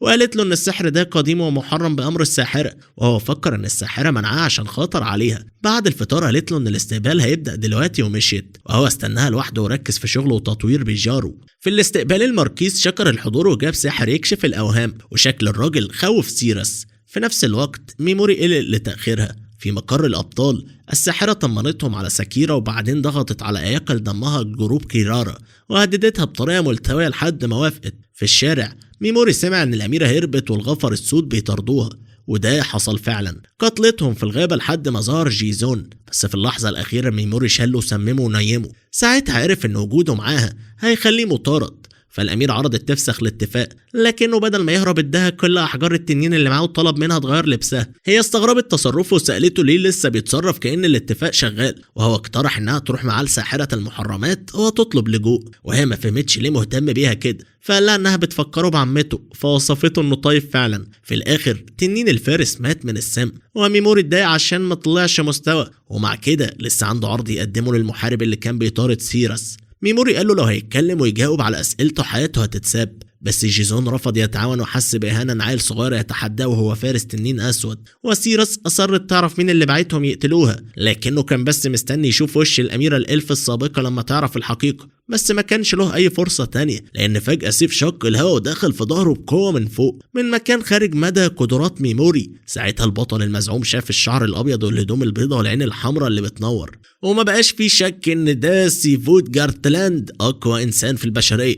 وفي نفس اللحظة راجل صحي مفزوع من كابوسه وهو صغير بيطالب فيه بتسليم أقوى كائن في مملكته. حسب الحكاية سيفوت هو قائد التنانين الخمس، بس ميموري لاحظ ان واحد فيهم ناقص. اوربن علق ان القائد ما كانش محتاج يقتل جيزون، فرد عليه سيفوت ان الشغلانات الجانبيه دي ما ينفعش يتحسلها. بعد كده سأل اذا كان اوروتو هو اللي اصدر الاوامر، وسيرس اتفزعت لما سمعت الاسم. من زمان اورتو كان ناوي يسلم الاميره علشان يرجع شاب، بس خاف تتدنس وفضل يحتفظ بيها باي تمن، ودلوقتي هو مرعوب في سريره بقى نفسه تموت. لما سيرس عرفت مين اللي امر بقتلها اتشلت من الرعب. سيفوت قال ان جيزون كان هيبوظ الخطه لانه ناوي يعتدي عليها، وعشان كده قتله، وده خلى ميموري يفتكر ان الراجل كان مشلول اصلا ومش خطر، ومع ذلك اتقتل. شويتس قالت ان اوروتو سايب لهم يقرروا يعملوا ايه فيها، واقترحوا يدوها مكافأة للجنود قبل ما يموتوها، لكن اوربن افتكر ان الامبراطور القديم طالب ترجع له وهي نقية، وواضح انه مش هيموت مرتاح غير لما تختفي من الدنيا. عشان يخلصوا من الموضوع سيفوت طلب نزال مع سيرس، ولو كسبت حياتها تتساب. وما تم علق ان درع الارواح بتاع قائدة فرسان الركبة مشهور، وسيفوت قال نفسه يختبره، بس الحقيقة ان اهتمامه كان بالولد اللي جنبه، فسأله عن اسمه. ميموري اتلخبط والعرق نزل منه، خصوصا ان اللي قدامه اقوى حتى من اكل الارواح. حاول يقرب وهو بيتكلم، بس سيفوت امره يقف، فعرف نفسه باسم هاتي سكيل، وسيفوت فهم فورا انه اسمه مزيف فزاد توتره. القائد قال ان اللي خاب اسمه وراه حكايه، وشرح لشوتس ان الولد مش باين عليه خوف من التنانين الخمسه، وكانه مستني فرصه يهاجم. مع ذلك قال ان العرض لسه مخلصش، وفعلا ميموري كان مستني اللحظه المناسبه وقرب خطوه كمان. سيفوت قال انه بيدور على خصم يستاهل ومفيش، واقترح الساحره فيشس، وافتكر العلاقه القويه بين ارضه وبيها، وقال ان ابطالها بيوصلوا للقمه بسرعه، وده ممكن يخليهم خصوم في المستقبل. ميموري فهم ان الراجل ده مهووس بالبحث عن منافس حقيقي، وده مناسب لسمعته. بعدها سيفوت فقد اهتمامه بالولد، بس لانه لفت نظره عرض يقطع راسه ويهديها لأميرة ني. بعدها بص لسيرس بازدراء وقال انها سبب غزو ارضها، وهي اتصدمت، واوربن استغرب لانها المفروض عارفه ان الغزو حصل لان الساحره طلبت تسليمها، والامبراطور رفض. شويتس قال ده حصاد اللي اتزرع، وسيفوت قال انه مش مهتم باللي بيستسلموا حتى وهم بيواجهوا الموت، المهم الإرادة. ساعتها تولكا ميموري خلص خطته وقال ان هو الخصم اللي يقدر يهدد حياة اقوى انسان، وكشف اسمه الحقيقي وقال انه بطل من عالم تاني، فصدم الكل حتى سيرس. سيفوت حس ان الصورة وضحت وفهم ليه كان مهتم بيه. ميموري قال بصراحة انه اتنبذ من الساحرة واتنفى لانه مختلف عن باقي الابطال، وسيفوت سأله اذا كان مميز، فأكد ان الساحرة نفسها شايفاه مميز حتى لو بشكل سلبي. بعدها طلب يأجل القتال لحد ما يقوى ويواجهه في المستقبل، وقال كمان انه يقوى لدرجة يواجه الساحرة نفسها. سيفوت سأله ازاي، فرد انه رايح ارض الوحوش اصحاب العيون الذهب، وانه ناوي يتدخل في حياة الساحرة بنفسه وينتقم. سيفوت عجبته الظروف ووافق، لكن لسه عنده حساب مع سيرس. ميموري قال انه محتاج قوتها عشان يوصل لهدفه، وسيفوت حس بصدقه وقرر يسيبهم، وهدد اوربن بالقتل لو كمل كلام. امر شويتس يبلغ الفرسان ان محدش يقرب منهم، والتنانين الاربعه مشيوا. اول ما القائد انشغل ميموري شلهم كلهم مع دوابهم وسممهم وخلاهم ينزفوا. سيفوت قام رغم الشلل والسم، وتاني مرة ميموري بيشوف حد يتحرك في الحالة دي. أول مرة كانت مع آكل الأرواح، حاول يرمي حربيته بس فشل، وماتاما قبل ما يموت أشار لفرقة احتياط قربت بسرعة. ميموري قال لسيرس تهرب لو عايزة، لكنها فضلت تفضل لأنها حارسته، ودلوقتي عندها سبب تقبل أحجار التنين. سيفوت وهو بيتألم أمر ألين يقضي عليهم من بعيد عشان ما يدخلش في مدى قدرات بطل الساحرة. في نفس الوقت ميموري بيجهز قوته اللي اكتسبها من محلول تعزيز الوحوش اللي طوره مع بيجيمارو، وبعدها بيضرب هجومه في السماء وبيطلع مجسات صلايم تمسك في أجسام البشر وتمتد لفوق وتخليه يشل حركتهم من مسافة بعيدة. ومع سقوط الرجال والتنانين من السماء في منظر مرعب في آخر النهار، البطل المنفي بينام فرسان التنين الأسود وبيغرقهم في النوم، وده بيزود مستوى قدرة النوم عنده وبيفتح له 3 قدرات جديدة: الجنون المتجمد والظلام. وبعد ما مسك الأدوات الجديدة بتاعته بيبدأ يلعب بأوربن ويخليه يفقد عقله بالليل، وده بيخليه يدخل في نوبات، ومع الشلل فرصته في النجاة بتبقى شبه معدومة. وبعدها بيشيل تأثير الشلل والنوم من شيفيتس وبيحط عليه الظلام فبتسود عينيه. وافتكر ميموري ان اوربن كان عايز يقتل سيرس علشان الفلوس، وان شيفيتس كان ناوي يسلمها لرجالته فما حسش باي ذنب، وهو بيستخدمهم كتجارب. وبعد شويه اول وتاني تنين بيموتوا بالتسمم وبعدهم اسيادهم، وفي نفس الوقت حكم الوحوش المجنحه بيخلص على الارض. ولما بيلاقي ان سيفود جارتلاند لسه عايش بيعترف انه فعلا قوي، وسيفود بيساله انت مين، فبيرد عليه انه مش بطل فاضل جاي ينقذ العالم لكنه مجرد واحد بينتقم. وبعد ما بيسمع الاجابه اللي كان مستنيها، اقوى انسان بيموت من غير ما يلحق يعمل اي رد فعل زي واحد عادي ضعيف. وبعدها ميموري وسيرس بيستعدوا لبدايه رحلتهم، والالفه بتقول ان في صياد ابطال معين كان ممكن يواجه سيفود في يوم من الايام، وان واحد من فرسان التنين الاسود وهيبقى تحدي بعدين. لكن الولد بيفتكر ان التنانين اللي كان راكبينها الفرسان ال5 كانت احجامها مختلفه، وبيدرك انه في الحقيقه قاتل صياد الابطال ده بالفعل. فبتتفاجئ الاميره وفي مكان تاني حيث الابطال التانيين متجمعين وبيتقاسموا المهام اللي طلبتها الساحره ألين اياكا، بتشتكي انها لسه ما طورتش اي قدرات رغم انها من الفئه اس. وفي اللحظه دي ست اسمها نيانتين كياكباد بتقرب ومعاها اتباع اكتر لفيشس، وبتعلن انها تدي الاوامر في غياب الساحره. وأميادا بيثور على فكرة انه ياخد اوامر من واحدة ضعيفة، فبترد عليه نيانتين وبتضربه بالسيف وبتسقطه بسرعة مرعبة. وبعدها بتعلن ان الابطال لازم يرجعوا للعاصمة الملكية عشان بعضهم هيطلع على المسرح. وبنرجع لميموري قبل ما يمشوا، سيرس بتعرض كل قوتها عشانه يحقق انتقامه لانه خاطر بحياته عشان ينقذها، وهي قاعده قدامه بيلمس كتفها وبيطمنها انه هيرد الجميل في يوم من الايام، لان ميموري دايما بيسدد ديونه سواء شكر او كراهيه. وفي العاصمه فيشس بتشيد بولاء وكفاءة خادمتها نيانتين، وبترفع رجلها عشان البنت تبين ولاءها الكامل. ومع حلول المساء خارج أطلال ديسكارد جنود من المملكة بيفحصوا كريستالا، والقائد بيقول إنها كان المفروض تبقى فضي، وده بيخليه يعتقد إنها بايظ. وجندي بيقترح يبلغوا ألين، لكن الباقي بيفضلوا يكتبوا في التقرير إن مفيش حاجة حصلت عشان يتجنبوا المشاكل، لأنه واضح إن محدش كان ممكن يطلع حي من الأطلال. وفي سوق مفتوح الناجي الوحيد من ديسكارد بيشتري قناع سيد الذباب من باسطة وهو مش عارف قيمته، والبياع بيحكي له عن اللورد اللي حول جزيرة وحوش لقلعة ودافع عنها ضد كل الغزوات، وسمعته خلت منه سيد شياطين، وفي الاخر اتنفى من مصدر الشر نفسه. ورغم ان جيشه هلك الا ان الاسطورة سقوطه لسه عايشة.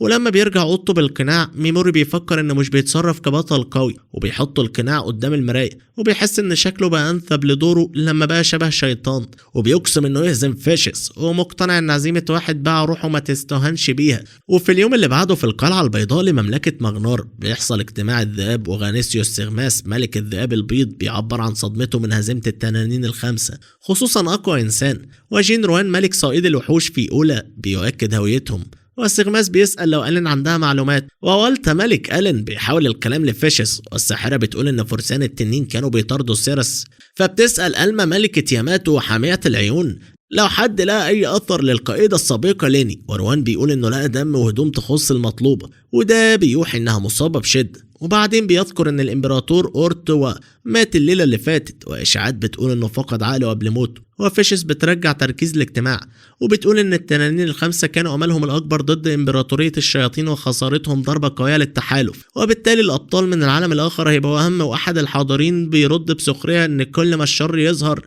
ألين هي اللي هتكسب، وده فالكونس الامبراطور المجنون لميرا، واللي شايف ان دايما لما مصدر الشر يظهر كل الدول بتضطر تعتمد على ألين. وفيشس بترد ان مش ذنبها ان كل الارواح متاثره بجوهره ملك الشياطين، وفالكونس بيذكر أسطورة قاتل الساحرة عشان يستفزها. وفي الآخر سيغماس بيسأل لو حد شايف إن سيروس مسؤول عن موت التنانين، وجندي من مغنار بيبلغ إن في أولى جماعة بتدعي المسؤولية اسمهم حراس الرماد المشهورين باللعنات. وفي نفس الوقت في مدينة مينوري، مدينة المحاربين العطشة للدم، ميموري وسيروس بيقربوا من أرض وحوش العيون الذهبية شمال المدينة. ومنروي مشهورة بالكولوسيوم الدموي اللي العبيد والمرتزقة بيموتوا فيه عشان الفلوس والشهرة. وسيروس بتشرح إن الدوق ونقابة المرتزقة بيديروا المكان. وبعد شوية بيلاقوا نزل، وسيروس بتقترح يوفروا ويشاركوا أوضة، وميموري بيفكرها إنه راجل، وهي بتقول إنها مش ممانعة رغم إنها بتحمر شوية.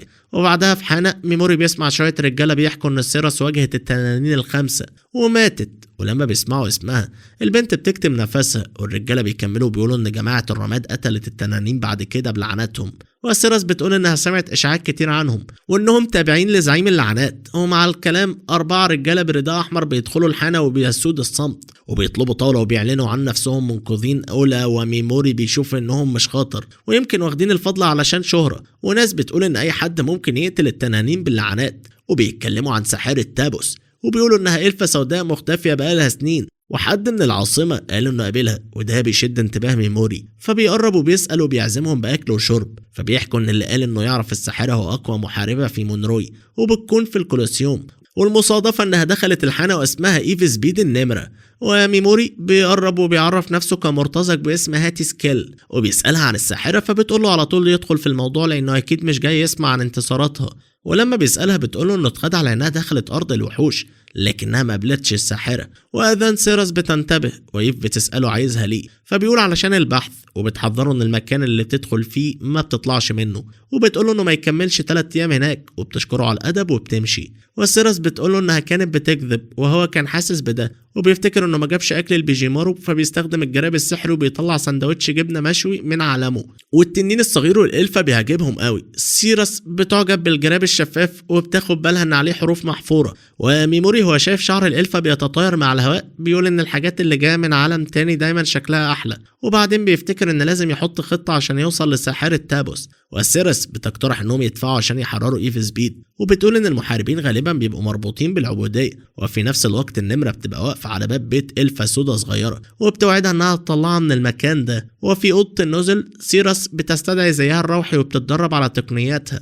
وميموري بيفكر ان سيفود جارتلاند اقوى انسان كان عنده حق يقيس قوته قدام محاربه بالموهبه دي، ويستغل اللحظه وبيطلب من إلفا نصايح في القتال القريب لانه معتمد زياده عن اللزوم على الهجوم من بعيد وممكن في يوم يضطر يقاتل بايده. وسيروس بتفتكر ايامها كقائده وبتحس بالحنين وبتعلن ان الدرس هيبقى عن الصد وبتطلب منه يهاجمها. ولما بيضربها بتمسك ذراعه وبتثبته. وبعد كده بيكملوا التدريب. وبعد التدريب وهي بتغسل الهدوم بتشم نفس عميق في التيشيرت بتاعه وبتحس ان جزء منه بيدخل جواها. وبعدين بتوبخ نفسها وبتقول على نفسها منحرفه. وفجاه الولد بيظهر وراها وبيخضها، واول حاجه بتساله واقف من امتى، وهو بيتكسف وما بيردش وبيقول بس انه كان بيدور على هدومه. فبتشرح له انها غسلت هدومه مع هدومها. وقبل النوم ميموري بيبص على سيرو وهي نايمه وبيفكر ان ده شكل الطيبه بجد، وبياخد قناع سيد الذباب وبيفكر ان الالفه بتعمل كل اللي تقدر عليه علشان تبقى سيفو، لدرجه انها بتكتم مشاعرها علشان الدور ده، وعشان كده بيحس انه لازم يبقى ممتن. وفي اللحظه دي سيروس بتصحى وبتساله هو كويس ولا لا، وهو بيقول انه مش عارف ينام. فبتقترح عليه عشبه طبيه بتفكره بمكون ينفع يتخلط معاه ويقعدوا سوا وبيجربوا المكون مع شاي الاعشاب. بس الإلفة بتغلط وبتدي نبات بيزود النشاط والحيوية. وميموري بيحاول يهون الموضوع وبيقول يستغل التأثير في القراءة، بس بيبقى متوتر ومش قادر يركز. وسيروس بتسأله تقدر تساعده في حاجة وهو بيبص لها وبيحس إحساس غريب، فبيطلب منها تنام قبل ما يقول اللي في دماغه، وهي ما بتستحملش. وهو بتسأله هو ضد الإغراء ولا لا، هو بيرد إن في الوقت الحالي أيوة، لأن أولويته الانتقام من الساحرة فيشس، والإحساس ده بقى هوس ومخليه مش عارف يركز في أي حاجة تانية، ولما بيحقق هدفه هيقدر يهتم بحاجات غيره. بس لحد دلوقتي حاسس انه ملعون بالرغبه دي. وسيروس بتحاول تمسك نفسها وما تهجمش عليه، وبتقعد وبتوعده انها تعمل كل اللي تقدر عليه علشان تساعد ميموري يتخلص من اللعنه دي. وفي اليوم اللي بعده قدام الكولوسيوم الدموي سيروس بتجمع معلومات عن إيفيس بيد، وبتعرف انها كانت عبده عند لورد وباعها للكولوسيوم، وبما ان النمور نادرين اشتهرت بسرعه وما اتهزمتش بقالها 3 سنين، وكان معاها فلوس تشتري حريتها من 2 بس كملت القتال علشان تحرر إلفة سودا صغيرة، ومعركتها الجايه هتبقى الاخيره عشان تجمع المبلغ. بس المشكله ان اغلب الابطال ماتوا في اخر نزال. وسيروس بتشك ان في لاعب من الضوء اللي ماسك الكولوسيوم وبيحط الابطال في وضع صعب، وميموري بيقول انه ممكن يساعد ومش عايز يستنى اليوم القتال، فبيرتب مقابله مع ايف سبيد وهي بتفتكر انه جاي يسال عن الساحره، وبتقول من الاول انها ما تعرفش مكانها، فبيتهمها بالكذب وسيراس بتاكد كلامه، وايف بتحط ايدها على السيف وبتطلب منهم يدخلوا في الموضوع، فبيقول ميموري انه جاي ينقذها لان الدوق ناوي يوقعها بكره، وهي بتسأل ليه يساعدها، فبيقول ما ينفعش يسمح بموت حد عنده معلومة عن ساحرة تابوس، وبيسأل هل ينفع تهرب الليلة مع الإلفة الصغيرة، فبتتوتر وبتحذره لو قرب من الطفلة مصيره مش هيبقى لطيف، وميموري بيفضل هادي وبيشرح هو وسيراس انهم فاهمين ومش ناويين اذى، بالعكس عارفين انها بتقاتل سنين عشان تحرر ليس، وايف بتشكرهم على التحذير، بس بتقول ما تقدرش تهرب لانها ملهاش مكان، ولو هربت الدوق زوان هيطاردها لاخر الدنيا، والنقابة هتحط جايزة على راسها وكل المرتزقة هيجروا وراها، ومش هينفع تسيب ليس في خطر، فبيقترح ميموري يروحوا الارض ساحرة تابوس يمكن تحميهم، فبتقول محدش يوصل لقلب ارض الوحوش، وطريقة كلامها بتخليه يفهم انها كانت هناك قبل كده، وبيوعدها يحمي الطفلة بروحه وبينصحها تنقذها، وبتنضم له هو وسيرو وبيروحوا سوا لارض الوحوش، وانهم مع بعض يقدروا يعدوا اي عقبة، وايف بتقول ان السيف اللي معاه باين عليه تدريب اكتر منه، وسيراس بتحاول ترد بس ميموري بيقاطع وبيقول انه شاطر في السحر وقوي لدرجة يهزم ملك هياكل بسهولة، وهي بتقول ان ده قوي بس مش زي اللي هيقابلوه هناك، فبيقول ان هو اللي قتل التنانين الخمسة، وهي ما بتصدقش، فبيشل حركتها قدام عينها وبيحذرها تهدى قبل ما تنزف من اماكن ما تتخيلهاش، وبتقول ان اللي بيحصل ده عبث، فبيرد ان العبث ده هو اللي انهى التنانين الخمسة ومعاهم اقوى انسان سيفوت، وسيراس بتكشف عن نفسها انها القائدة السابقة لفرسان نيل اللي كانوا مطاردينها، وبعدها بيسيبها من الشلل وبيخلي القرار ليها، وهي بتعترف انه قوي بس مش مقتنعة انه كفاية، وبتقرر تكمل خطتها وتقاتل بكرة عشان تكسب حرية ليس بشكل قانوني لانها ما تعرفهمش كويس ومش عايزة تخاطر،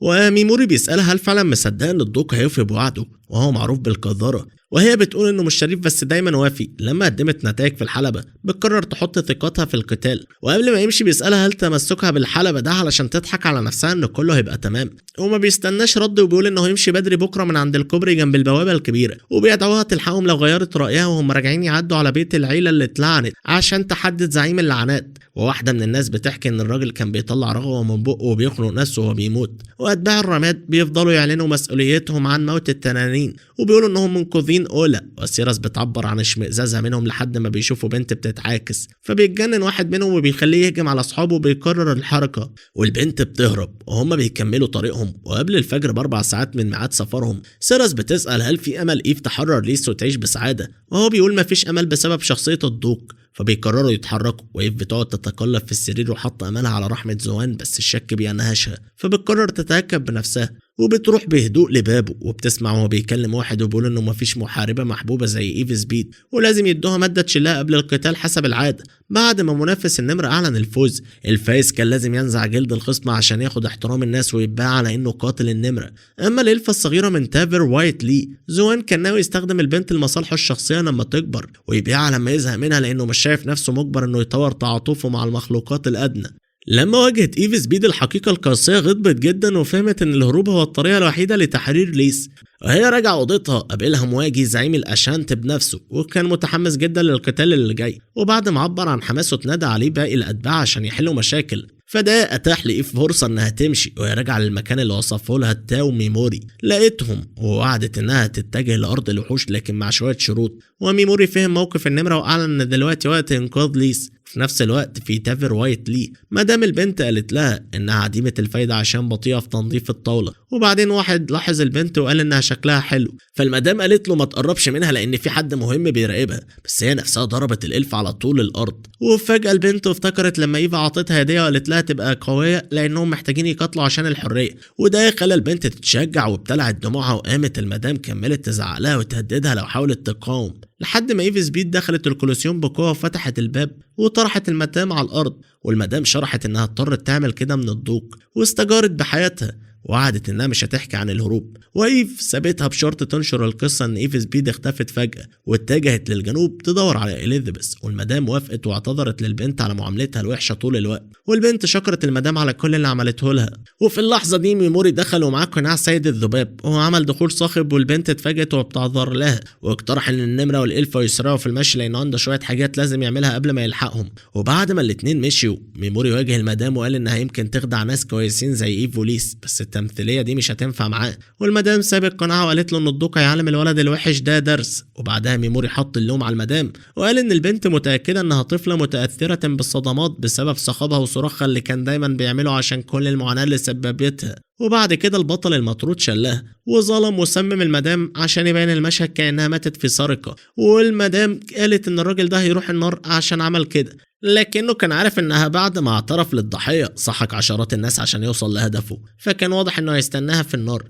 وبعد كده ميموري اتجمع مع الباقيين والبنت عرفت نفسها باسم إليزابيث، وميموري استغل الفرصة وعرف بيجيمارو اللي كان مختفي شوية. وبعد ما كسب ثقة إيفي سبيد النمرة خططت تقول له مكان الساحرة، لكن قبل كده عايزة تعرف هو عايز منها ايه، وميموري شرح له انه عنده مخطوطة سحر ممنوع مكتوبة بنص قديم صعب يفسره، وسمع ان الساحرة ممكن تفسره. وبعد ما سمعت ده المقاتلة اعتقدت ان الولد ممكن كمان يستعمل قدراته للحصول على معلومات منها بطريقة قاسية، بس اختار ما يعملش كده وكملوا رحلتهم للخيول اللي هيستخدموها. وهم بيركبوا سير سالت هل خطر يجيبوا البنت معاهم لأرض الوحوش، وميموري طمنها انه هيحميها مهما حصل. والإلفة مدحت طيبة الولد لكنه ذكر لها ان دافعه مش نبيل قوي لان ايف كانت هناك قبل كده وممكن تساعده، وبالنسبة لليس هي إلفة سودا زي الساحرة، فده يخليهم يبانوا زي الزوار اللي انقذوا واحدة من نوعهم، وده ممكن يدي انطباع كويس. وكمان طبعا وافق ان يسمح للبنت تعيش مبتسمة بدل دموع، واثناء تقدمهم لاحظوا حركة الشموع من بعيد، وإيف افتكرت انها الاشانت بقيادة مواجي واعتذرت انها جرت المسافرين المشكلة وخططت تهرب، لكن ميموري فضل يحط فخ ليهم بسرعة، ربط الخيول وخوفهم. وأشراين شافت الموجة الأولى من الأعداء بتجري ورا الحيوانات لكنهم ما كانوش الأشانت، دول جيش الضوء الشخصي، وده معناه ان الموجة التانية غالبا أتباع مواجي. ميموري طلب من إيف تاخد ليزو ويختبئوا في الغابة وهو يتابع الخطة مع سيرس، لكن مواجي اكتشف الفخ وطلب من المخفي يطلع، وسيرس خرجت وهي لابسة خوذة غريبة، ومواجي قال ان الخوذة بتمثل سيفوت من أسطورة سيد الذباب، ورفض يصدق ان الهدف الوحيد ليها تسليم الرهاين، خصوصا بعد ما طلبت كل الأشانت يجوا معاه لما كان قليل منهم يكفي. ويبدو ان المرأة المقنعة ناوية تقود كل الأعضاء للغابة. بعدها أمر القاتل أتباعه يبعدوا ويستعدوا لهجوم سير مسكت سيفها، ورفض يصدق ان الهدف الوحيد ليها تسليم الرهائن، خصوصا بعد ما طلبت كل الأشانت يجوا معاها لما كان قليل منهم يكفي. ويبدو ان المرأة المقنعة ناوية تقود كل الأعضاء للغابة. بعدها أمر القائد أتباعه يبعدوا ويستعدوا لهجوم سير مسكت سيفها وقالت انها كانت متوقعة الأشانت يقتلها بلعنة، بس عنده سر ليها. جنود الأشانت ورثت نقابة القاتلة، ولما أبطال أعلنوا النقابة شريرة وقضت عليها، المجموعة اللي دلوقتي معروفة باسم أشانت ورثت طريقة العمل بقى وبقت مستخدمة للعنات. في آخر الجملة نقطة سم وبتقطر من سهم الأشانت. سيرس لحظة السم ومواجي شرح انه سم متطور جدا ما يتعملش الا بتقنيات خاصة بين بقايا اعضاء النقابة الناجين. بعد كده سيرس فهمت ان الأشانت بيقتلوا بالسم اللي ما بيسيبش اثر، وده السبب ورا لعنتهم المزعومة. ومواجي كمل حكايته الكاذبة وقال ان سقوط فرسان التنين الاسود جه في ايده، وده اعطى فرصة مثالية للأشانت لتعزيز اعتقاد الناس في لعنتهم، لان ما حدش يقدر يثبت ان اللعنات دي حقيقيه. واللعب في الظل ده هو اللي اعطى الاسطوره قوه كبيره في الفتره الاخيره. سيرس سالت عن هدف المنظمه النهائي، والقائد كشف انهم عايزين يستخدموا الدوج زوان عشان ياخد دور مركزي في الدوله. وبالمناسبه مواجي سال عن حلفاء المحاربين، وسيرس اكدت ان بس ايف وإليزابيث معاه. ومواجي ما صدقش لحظه ان ده صح، لانه ما فيش طريقه للشخص الغريب يواجه النقابه وحده. وسيرس قعدت تشرح الوضع بشكل اوضح، وبعدين شالت قناعها وكشفت اذانها الإلفية وقالت انها القائدة الحقيقية للتنانين الخمسة. مواجه اتصدم لما عرف ملامح سيرس وكل حاجة بدأت تتضح له. رغم كده كان مش مصدق ان القائدة السابقة لفرسان ني قتلت التنانين، بس لانه مش مصدق انها عندها القدرة. ومواجه فرقع اصابعه ونادى بالجار اللي كان اخر خصم الايف سبيد في الكولوسيوم، ووراه برابيه اخوه الاكبر واقف وراها بالسلاح والنشاب. دول اكتر عضوين مهارة في الاشانت، وكان عندهم اخ اصغر اسمه زاراش فاينبارد المعروف بالفك، واحد من الأربعة حراس الزعماء اللي ماتوا وهو بيطارد البلاد الني. أخيرا مواجه افترض إن الأشانت متشوقين لمواجهة سيرس، لكن القصة ما خلصتش هناك. بعيد عن الأعداء، سيرس شافت إن باقي أتباع الأشانت متفرقين بيتدربوا على فنون الكمائن اللي أي قاتل شاطر لازم يتقنها. والقائد كان لاحظ جمال وجه الإلفة ويمكن يحتاج وقت يبارك لها ويشكل سيرس كمخلصة لزعيم اللعنات من غير ما يضيع وقت. أمرها تقعد وامتثلت، ومواجي ضمن لها شرف إن تبقى أم أولاده. وفي اللحظة دي سيراس قفلت عينيها ومستنية ميموري يلعب دوره، وظهر البطل المطرود بقناع سيد الذباب ووعد الأشانت بلعنة ما يعرفوهاش الشلل. ولما كل الخدم اتجمدوا مواجي سأل عن الحرس الخلفي، وميموري قال له انه اتصرف في ال15 شخص دول، والقائد ما قدرش يكمل كلامه. الولد سمم القائد واتباعه وعارف ان المنافس هيركز على كشف مؤامرة ايف سبيد. ميموري توقع ان مواجي يقع في الفخ بتفرع مكسور عمدا ويتجنب دخول الغابة خوفا من الفخ، فاستغل سيراس كطعم للأشانت ويخليهم يصدقوا انهم مسيطرين وهم مهملين وينتظروا اللحظة المناسبة للهجوم. لحد اللحظة دي كل الأعداء ماتوا. ميموري طلب من الإلفة ترجع وتحدث إيف باللي حصل، وبعدين رجع للغابة ولقى نقطة استراتيجية، وأشار إن جيش الضوك راجع لأن الفخ ما خلصش بعد رجوع زوان جزء من الخطة. وبعدين الولد طلب من باجيرو يرجع له، لكن السلايم كان حزين شوية. ميموري اعتذر لأنه ما فكرش في الثمن اللي هيتحمله الكائن الصغير وراهم. رجعت إيف سبيد وعرضت المساعدة، وسيراس تولت رعاية ليس، والنمرة استخدمت حواسها عشان تحسب عدد الأعداء، وبعدين وضعت نفسها بين جثث الأشانت لتجذب انتباه الجنود. ولما شافوا المقاتلين جري كلهم بدون تفكير، وميموري بسرعة شل وسمم أغلبهم. بعدها وصل الدوك زوان بنفسه مع التابع ووعد يحط إليزابيث في مكان سيء، ورفض ميموري ده وشاف أقصى حد في القدرة وفعل سحر الظلام على الرجل اللي معاه. وفجأة اختفت الرؤية وطلعت إيف واتدهشت من الموقف. الفرسان اللي خرجوا من الشلل بقوا هدف لسحر الظلام، وكل واحد اتقتل على طول من قبل إيف. وبعدين الجنود الباقيين هربوا، لكن بتلاحقهم مجموعة تانية. ميموري مشي في ساحة المعركة وضرب أعدائه بعلل مختلفة، وإيف وسيراس غطوا ظهره. الغضب سيطر على الدوك وأمر أتباعه يخلصوا على الرجل بالرداء، بس وقتها معظمهم ماتوا على إيد ميموري وحلفائه أو اختفوا. وبينما إيف سبيد كانت بتذبح خصومها، لما فضل زوان بس الدوك قال مش هيعدي ده، لكن ميموري تعب من تهديداته الفاضية وشال النبيل. وبعد كده إيف سبيد اقتربت بالسيف والرعب ماليها، اعترفت إنها كان ممكن تسامحه لو كذب، بس جر ريس في الموضوع وخس كل كرامته وقطعه من غير رحمة. وبعد المعركة سيراس اعتذرت لأنها تصرفت من غير أوامر في حماية الظهر وخلصت، وعينها نائب قائد المجموعة المأجورة وأعطاها سلطة التصرف في المواقف دي. بعد كده الولد بص حواليه ولاحظ إن مفيش عدو عايش، وجمد الجثث وكسرهم عشان ما يبقاش أثر ساعات. بعد كده جين روان اتبلغت إن الأشانت اختفوا وما بقاش غير جثث الدوك وجيشه الشخصي، وده معناه خطة الملك في استخدام الأشانت فشلت، وإنه هيضطر يشرح ده للساحرة فيشس، وده هيسبب له مشاكل كبيرة. وطلب يلاقي الأشانت فورا. وفي الوقت نفسه المجموعة المأجورة كانت بتحتمي من المطر في كهف قريب، وأسيراس وهي بتراقب استحمام ليس سألتها هل هتكبري زي الأميرة، لأن صاحب البار اللي كانت شغالة عنده قال لها لو البنت الصغيرة ما كبرتش هتتقفش مرأة كاملة في المستقبل. سيراس طمنتها إن مفيش حاجة الست دي قالتها ليها أي قيمة، وإن من دلوقتي إليزابيث لازم تاخد بالكلام من الناس اللي تثق فيهم بس. والبنت قالت إنها عايزة تحتفظ بكلام سيراس لأنها بدأت تشوف الأميرة زي أخت كبيرة ليها. ولما البنت راحت تنام جنب إيف، سيراس اقترحت إن ميموري يريح شوية وهي تقف حراسة، والولد رد انه غالبا مش هيقدر ينام، فاقترحت له انه يريح راسه ولو ده هيساعده. وميموري بمزاح قال لها حضنها بيكون مخد لو الاميره احتاجت، بس البنت خدتها بجديه واستلقت عليه. هو اتفاجئ واعتذر عن سوء الفهم والبنت قامت، وميموري ساب الموضوع وقال انه كان فضول يلمس ودان الالفه، بس لما عمل كده البنت طلبت منه يوقف. بعد كده سالت اذا ميموري شايف ايف زي نمله عشان طريقه معاملته اللطيفه، والولد شرح انه شايف النمره اكتر زي عمه، كانهم بيشاركوا نفس القلب، وعمه وعمته كانوا السبب الوحيد اللي خلاه عايز يرجع لعالمه. وليس من ناحيتها كانت شبهه بطريقه لانها عانت في بيئات مرعبه، والفرق ان هو بقى عدائي وبيتنقل في العالم ده بس عشان ينفذ انتقامه. ولو سيراس عايزه تسيبه عشان كده يبقى كده.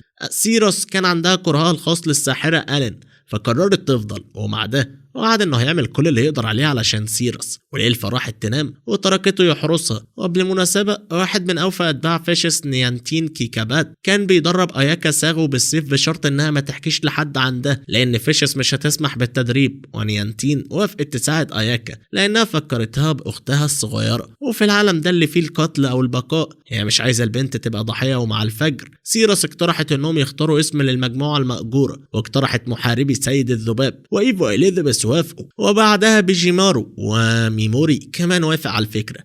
وفي العصر المتأخر وصلوا الأرض الوحوش وشافوا شجرة فاسدة حسب كلام إيف، كانت شجرة زعمية قبل كده. بعدين طلبت من تاو شوية مانا وفتحت خريطة وكشفت مكانهم ومكان الساحرة تابوس. وفي الليل نصبوا المعسكر، وميموري شعوره بالانتقام زاد يوم بعد يوم رغم ان الارض مليانه مخاطر. كانت كمان فرصه ليه يكتسب خبره ويقوى. وفي اليوم التالي فيشيس هنأت كل مجموعات الأبطال على تقدمهم، لكن عشان ترفع مستوى التدريب أعلنت إنها هتجيب شخصيات مشهورة من كل الدول لتدريب الأبطال، وده خلى توقعات الساحرة أكبر عشان تشوف أبطال ألين هيواجهوا جيش لورد الشياطين إزاي. بعد كده بلغته خططها تقود الأبطال لأرض الوحوش ذات العيون الذهبية، وفي الوقت نفسه ميموري عرف لأصحابه الشوكولاتة البيضاء وكسب قلوبهم أكتر. ولما جه وقت الرجوع من الرحلة ليس كان معاها أمتعة كتير جدا، والناس استغربت إذا كانت هتقدر تشيل كل ده. هي قالت إنها محتاجة أكبر عدد ممكن من الموارد عشان تعيش، وده خلى وزن الحقيبة يستاهل. وإيف سبيد أصرت إن تفضيلات البنت تتاح، والباقيين وافقوا رغم إن ميموري طلب منها تبلغهم لو تعبت جدا. وبعد كده استعدوا للمغادرة، وأثناء الرحلة تلك لاحظ إن المجموعة مجهزة أكل ومياه كويس، بس لسه في تحديات جاية ممكن تكون مقلقة. وأثناء التفكير ده أذان سبيد لاحظت حاجة غريبة، وبيجيمارو كمان. فالمجموعة اختبأت في الغابة مستنية الخطر يجي، ولما شافوا المخلوق المرعب ميموري قارنوا بالوحوش اللي قاتلها في أطلال ديسكارد، ولاحظ ان الفرق الرئيسي كان في رأسه اللي شبه أعشاب البحر،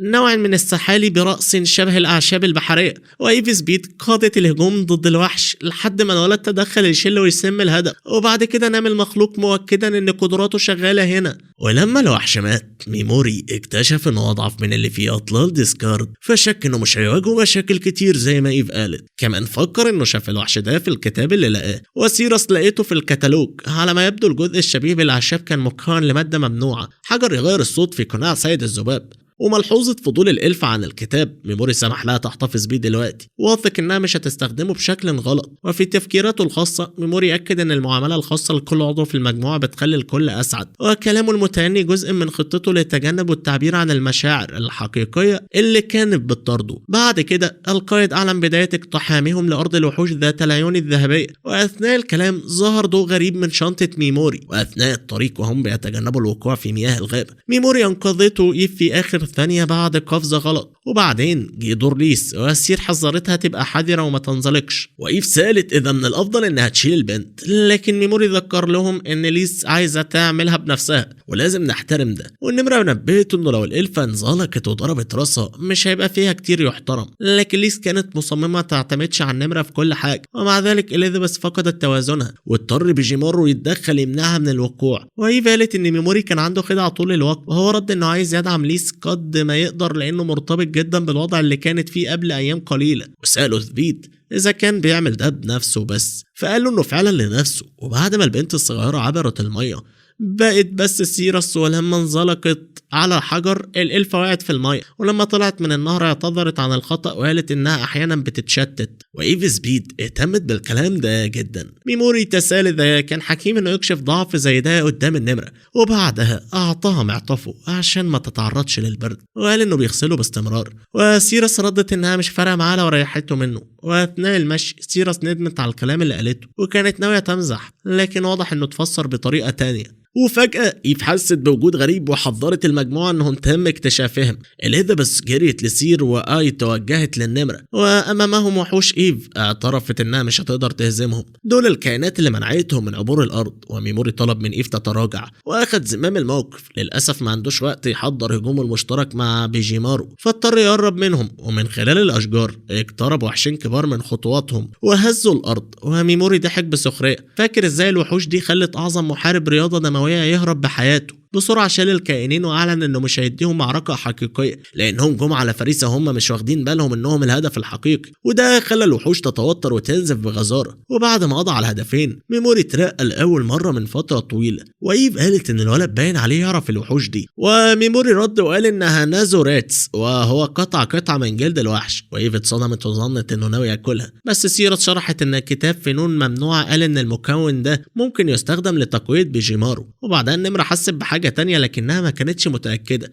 أكيد كان وحش، بس الإحساس اختفى بسرعة. وسيرس روحها ما كانتش بتستجيب، بس كانت متأكدة إن في حاجة قريبة. الكل استعد للتهديد المحتمل، لكن بيجيمارو نبههم إن الإحساس جاي من جوه شنطة الماستر. ميموري حطها على الأرض وطلع حصان كبير كبر على طول. ورغم خبرة إيف وسيرس ما كانوش عارفين نوع الكائن ده. الحصان قرب من ميموري ورد عليه. سيراس لاحظت انه عنده عضو لامتصاص المانا، وطلب ميموري ان الكل يبعده الا بيجيمارو وايف لمراقبة المكان، وافترض ان الحصان كبر عن طريق امتصاص المانا من البيئة، فاعطاها مانا اكتر لحد ما كبر وبقى حصان اسود كامل. ولانه صرف 1000 نقطة مانا، الولد استنتج ان ده تمن تحول الحصان، وان الشكل الجديد مناسب لشيل الامتعة. لكن الكائن اشهر انه عايز مانا اكتر، فميموري ما ضيعش وقت وزوده بالطاقة. وبعد 10,000 نقطة مانا، المجموعة دلوقتي معاها رفيق جديد ضخم وغريب، وبما انه عنده 8 ارجل، ميموري قرر يسميه سيلي، ففي اشارة لحلم نوم الحصان اللي كان يركبه اودين. وبالنظر لتفاعل الكائن، سيراس قالت انه واضح انه حابب الاسم، وسيلي لحس الالفة كنوع من الترحيب.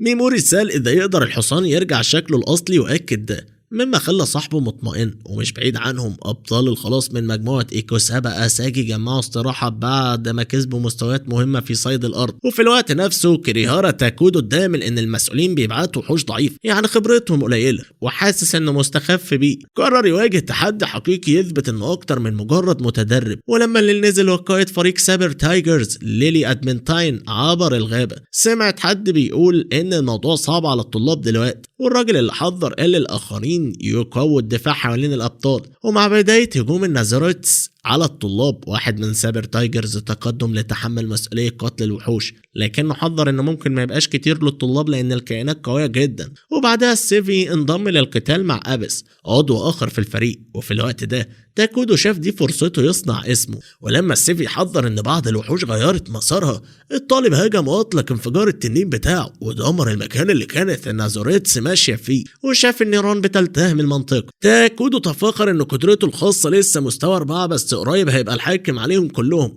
ومن غير ما يركز على عجرفة كوباتو، سأل عن هيجيري وايتسوكي. وبعيد اخوات تاكو لاحظوا النيران وافتكروا ان الوقت للرجوع، وكانوا قبل الرجالة انفجروا على طول لما اكتشفوهم. وهيجيري افترضوا انه ممكن يكونوا جواسيس مواظبين للماستر، وايتسوكي تسألت مين يعمل كده، واختها تخيلت ان الرجالة دول بعتهم الساحرة فيشس يعملوا حاجة مع الصف بتاعهم.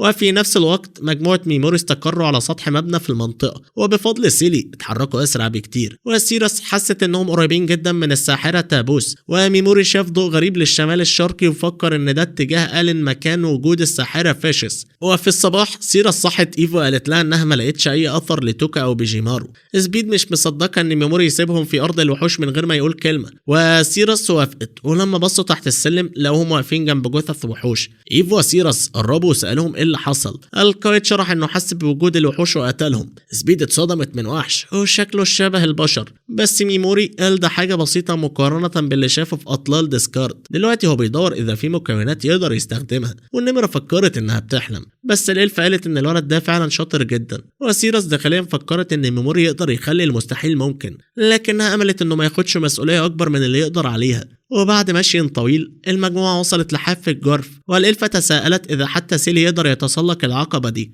إيف كانت فاكرة إنهم ممكن يضطروا ياخدوا الطريق اللي حوالين المكان عشان ده ممكن يكون الخيار الوحيد. وفي نفس الوقت ميموري اكتشف طريق بيكمل على طول المنحدرات ناحية الشرق، ولما شاف عزيمة الراجل سيراس حاول يقنعه ياخد بريك شوية ويرتاح، لكن مع هبوب الرياح المبللة هو عايز يمشي لأقصى مسافة قبل ما المطر يجي. خلال الرحلة ليس قالت لميموري إن سيراس كان بيقول إن طالما هو عايش الكل يقدر يوصل لهدفه بأمان، وميموري رد وقال ان الاميره واثقه فيه اكتر من لازم. لكن الالف الصغير كان مقتنع ان الثقه دي هي اللي خلت املها موجود، انها مصدقه ان كل حاجه هتمشي كويس. في اللحظه دي ميموري فهم ان كل الناس في المجموعه واثقه فيه تماما، وهو مش عايز يخيب ظنهم. بعد شويه وصلوا لشق في الارض، وكانوا قريبين جدا من ساحره التابوهات لما يعدوه. قبل ما يمشوا لقدام ايف سبيد شكرت الكل على مجهودهم لحد اللحظه دي، وقالت ان الموضوع مش مهم سواء في بيت صغير او كبير، امنيتها الوحيده انها تعيش حياه هاديه جنب ليس. ومع انها كانت فاكره ان السلام هيجي بعد كل اللي عانيته في حياتها، للاسف حلمها اتخطف منها بعنف. ومع ذلك الفهده فضلت مصممه تحارب.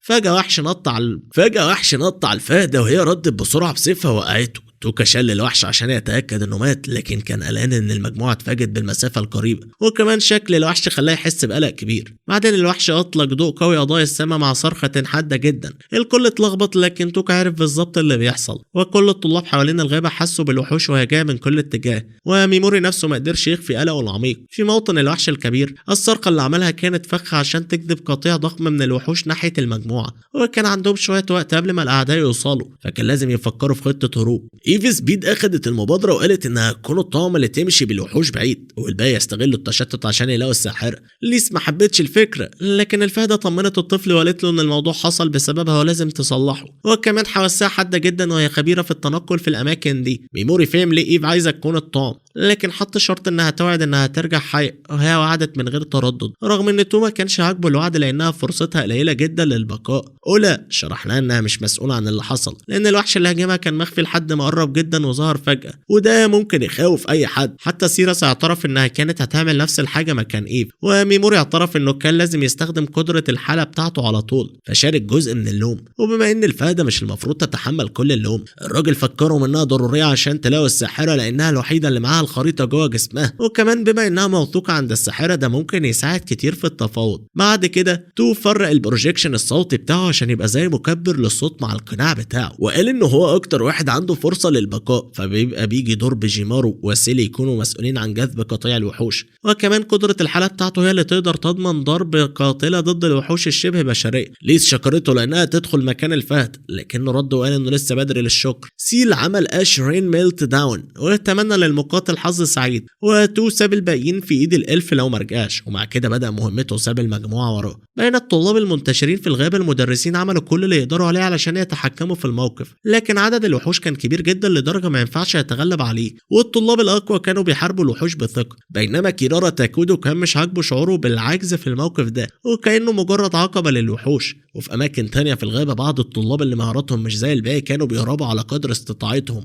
وبعضهم استغل الموقف زي لما كوباتو حاول ينقذ كيني من وحش لكنه اتغلب عليه، وكيني بعد ما اتنقص جري وترك المنقذ يموت وشكرها بطريقة غريبة وهو بيجري. ومع ذلك كوباتو حصرت مرتاحة لأنها لسه محدش مات، ولما قالت ده افتكرت مصير تاكا ميموري المأساوي ورجعت الكلام اللي قالته. في نفس الوقت البطل المتروك حس ان الوقت جه عشان يتحرك، وأمر البنات في المجموعة يختبوا في كهف لقوه على الطريق، ودلوقتي جه وقت تنفيذ خطته. وسع سيلي بمانا وركب عليه وطلع مع بيجيمارو على هدفهم، وركز الطاقة في القناع وقال للوحش يرسل إشارة لبداية المعركة، والوحش ركز قوته في القناع وخلاه يهتز عشان يجذب القطيع. وبعدها اتسمع صوت الوحوش وابتدى السباق، وتو كان مش متأكد إذا هيقدر يعيش حسب قوة الوحوش، لكن ما قدرش يظهر اي شك قدام مجموعته، فدخل القتال بثقة. وبيجيمارو وسيلي كانوا مصممين يحموا سيدهم مهما حصل عشان سير ايف وليس. البطل فعل التسارع بالمنع لما الوحوش قربت بسرعة، وفي نفس الوقت اياكا شافت اصدقائها ماتوا في الغابة وحاولت تتحكم في نفسها، واقتربت من ياسو وسألته اذا كان هيوكا وساكوما اللي ماتوا من مجموعته. ياسو رد ان الاولوية لازم تكون للابطال الكبار زيه، والاتنين دول كانوا بطيئين وما يقدروش يهربوا، فتم تركهم ورا. اياكا مضطربة سألت اذا ما عملش حاجة لما القطيع ظهر، وهو كلاس A وكان المفروض يحمي زملائه، لكنه انفجر وقال لها سموتي، واتهمها انها دايما بتتصرف متعاليه وتقلل من قيمه الاخرين. اياكا دفعت وقالت انها بس كانت بتنصحه يحمي الباقيين، لكن ياسو ما حبش يسمع وقال انه عاش عشان هو قوي والباقي ماتوا عشانهم ضعاف، كانه مساله حساب بسيطه. واياكا ردت ان الاقوياء مسؤولين عن حمايه الضعفاء، لكنه سخر منها وقال انها تتكلم كانها واحده من الاقوياء. حسب كلامه اياكا وساكوما كانوا اول ناس استهانوا بيه لما اتطرح في خراب الديسكارد، وقبل كده دايما كانوا بيتنمروا على ياسو في المدرسه، عشان كده هو ما حثش بالشفقه عليهم. في اللحظه دي كيراهارا ظهر مع اوياما وقال ان ياسو شخص تافه، وشرح ان كل الناس عندهم امكانيات كبيره، لكن اللي يثبت نفسه بس هو اللي يستحقها، والا نجاحه هيكون مؤقت. ياسو سأل قصده ايه يعني، وكيراهارا رد ان الولد بيتصرف كانه شخص تافه، وقال بشكل انقطع انه ياسو اقل منه بكتير، ورفع صفه على الولد الصغير. حسب كيراهارا ياسو اثبت انه تافه لما فقد اعصابه قدام اياك، واللي فعلا عظماء زي كيراهارا فقط هم اللي ليهم السلطه، والضعفاء بيضيعوا السيطره بسهوله.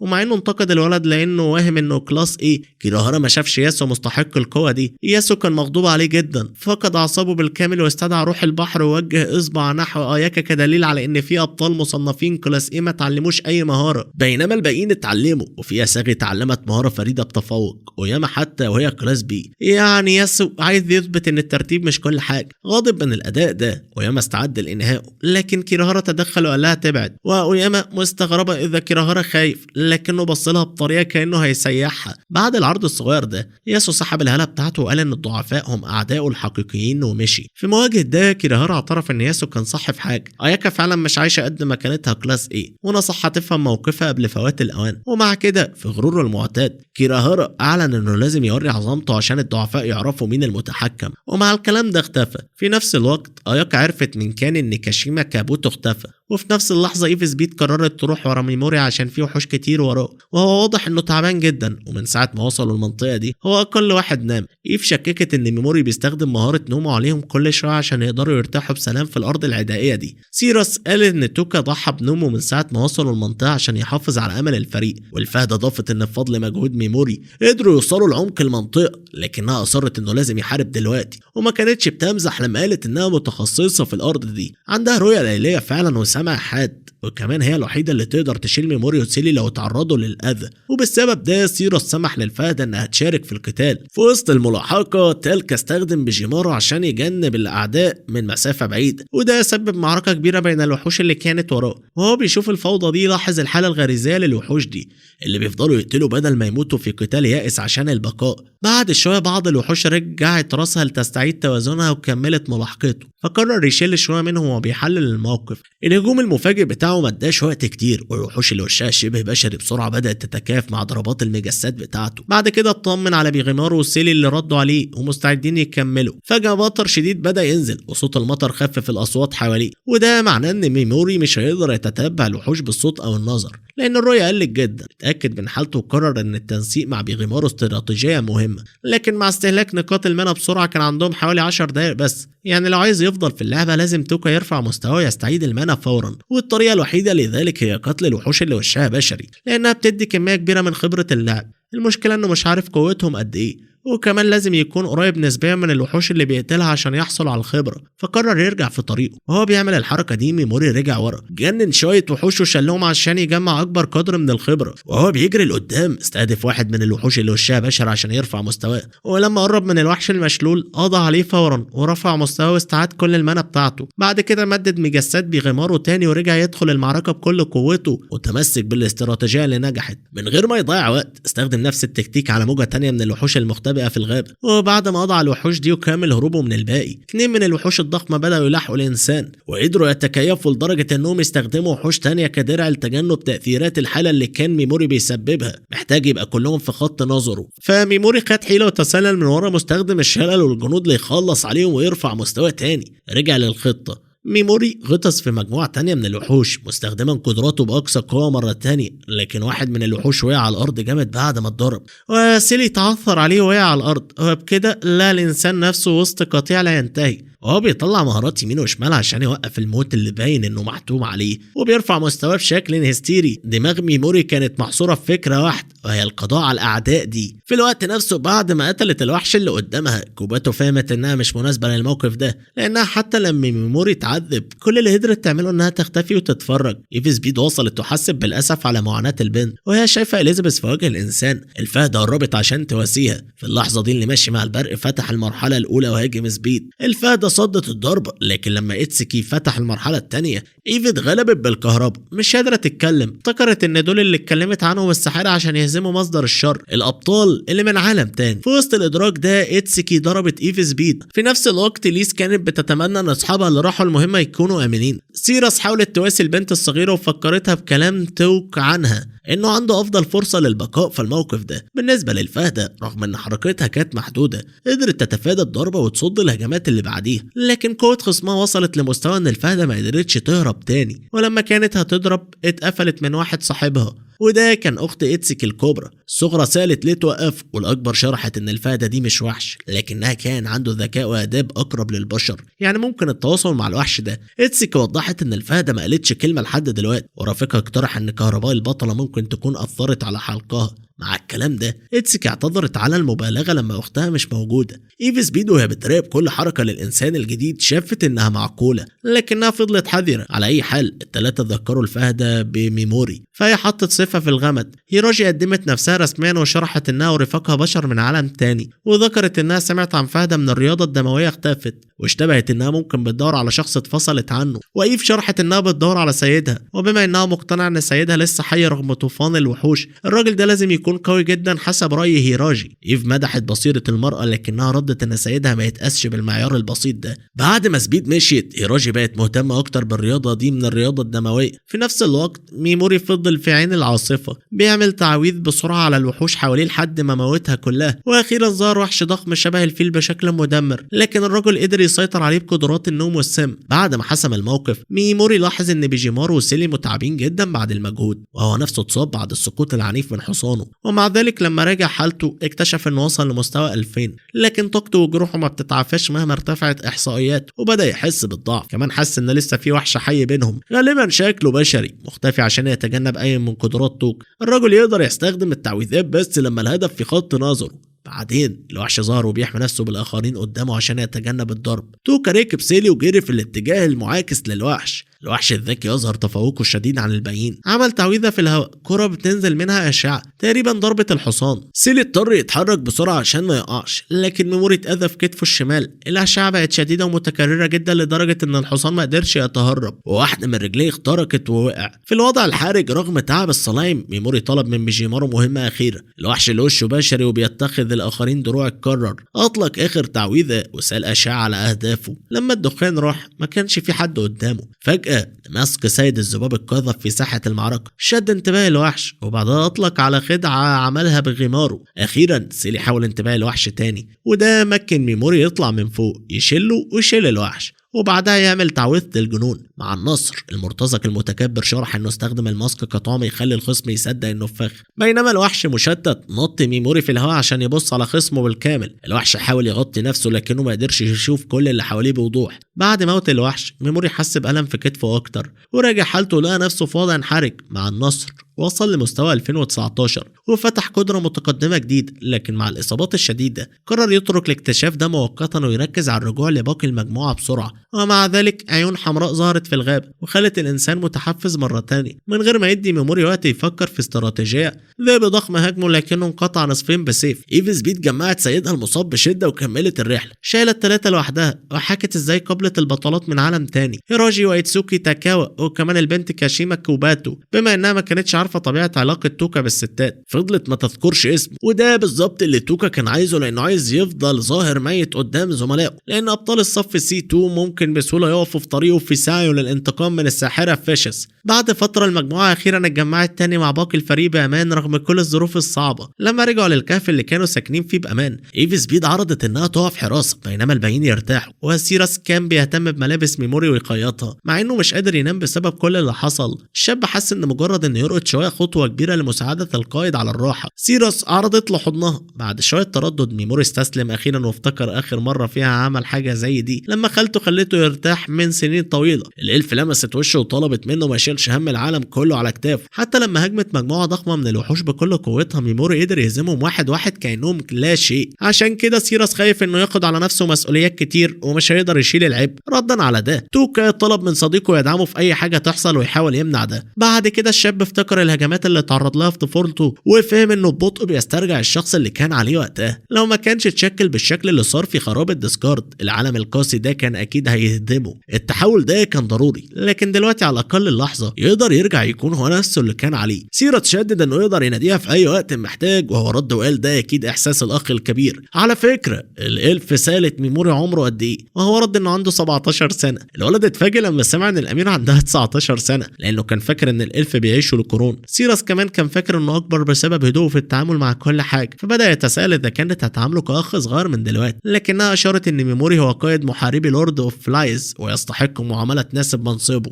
يعني ميموري هو الملك المحبوب والوحيد لسيراس. بعد شوية الانسان نام والالف لاحظت ان عمرها ما حست بالاحساس ده تجاه اي حد قبل كده. سابته لوحده في سريره لكنها تعثرت وكادت تقع عليه. لما فمها قرب منه ترددت قبل ما تبوسه بخفة، لكنها سرعان ما وبخت نفسها على اللي عملته. بعد فترة ميموري صحي ونادى الالف، لاحظ انها مش قادرة تنام فسأل اذا يقدر يستخدم قدرة النوم عليه وهي سمحت له. بعد كده الانسان اتأسف لانه سمح لنفسه يكون ضعيف قدام شخص تاني. في نفس الوقت الثلاثي من البطلات واصلوا رحلتهم للعودة لباقي الابطال، وايتسكي سالت ليه كاشيما في مجموعة ساك لانها شكلها مناسب اكتر لاياكا ممثلة الصف. السؤال ده خلى كاشيما تتذكر لحظة اختبارهم للانضمام للفريق اللي هي فيه دلوقتي قدام وحش كانت مفروض تقتله. ترددت فالقائد اخد سيفها وانهى حياة الوحش بسرعة، ومع كده اساغي عدت المبتدئة في الاختبار وضمتها للفريق، مع ان السبب واضح انه ابعد من مجرد رغبة في وجود محارب جنبها. بعد ما سمعت عن الاختبار ايتسكي قالت ان اساغي عندها هالة خطيرة، لكن البنت اعتقدت ان ده بالظبط ممكن ينقذ اياكا لما يجي الوقت. في الصباح التالي سيراس قالت لميموري انه هيعترف له بحاجة يوما ما، لانه دلوقتي دلوقتي ما عندهاش الشجاعة وعايزة شوية وقت. الولد فهم وكمل طريقه، والإلفة فكرت إنها ممكن تخسر ثقة سيدها لو اعترفت بمشاعرها، لكن يوما ما لازم تقول له حتى لو ده يدمر العلاقة بينهم. توكا فكر إنه لو سيراس ما لاحظتش اللي هو عارفه يبقى كله تمام دلوقتي. على أي حال سيراس ناوية تكون سيف ملكها،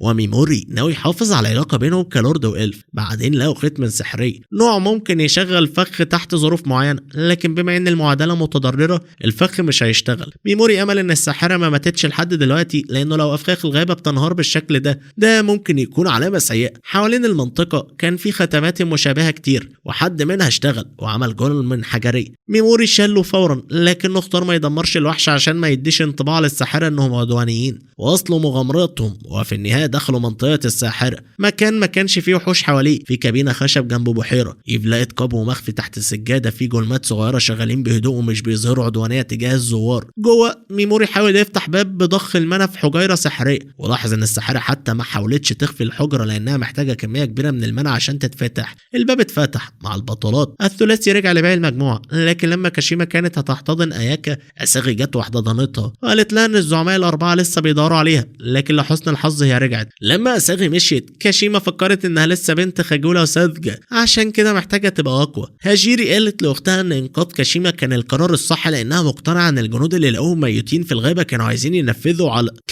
ينفذوا على طالبين البحر. لو كاشيما ماتت على ايديهم اياكا كانت هتتأثر عاطفيا بشكل كبير، وده كان هيأثر على كل الابطال. لما عدوا الباب محاربو لورد اوف لايز لقوا سما تحت الارض فيها نسيم حقيقي جدا كأنها بوابة لعالم تاني. وسط الجبل امرأة بعصا ماشية على شرفة منزلها، كانت ساحرة تابوس، الوحيدة اللي تقدر تفك لفيفة السحر المحرم، واللي هي المفتاح لميموري عشان ياخد انتقامه من الساحرة فيشس. وبخصوص فيشس هي أمرت الزعماء الأربعة يرجعوا الأبطال فورا، لأنها قوات شيطانية بتتحرك ومش قادرة تصبر وتشوف قوة مبعوثيها راجعين للبطلين. ساحرة تابوس قدمت نفسها باسم إريكا، وميموري كان مستني بفارغ الصبر عشان ينتقم من عدو رقم 1 في المستقبل. وبكده تكون انتهت حكايتنا النهاردة. فقبل ما ننهي قصتنا لا تنسوا الصلاة على الرسول صلى الله عليه وسلم، ولا تنسى اللايك والشير والكومنت على الفيديو عشان ده اللي بيشجعنا استمر. ولو انت جديد في قناتنا اشترك وفعل زر الجرس عشان يصلك كل جديد. اشوف وشكم على خير.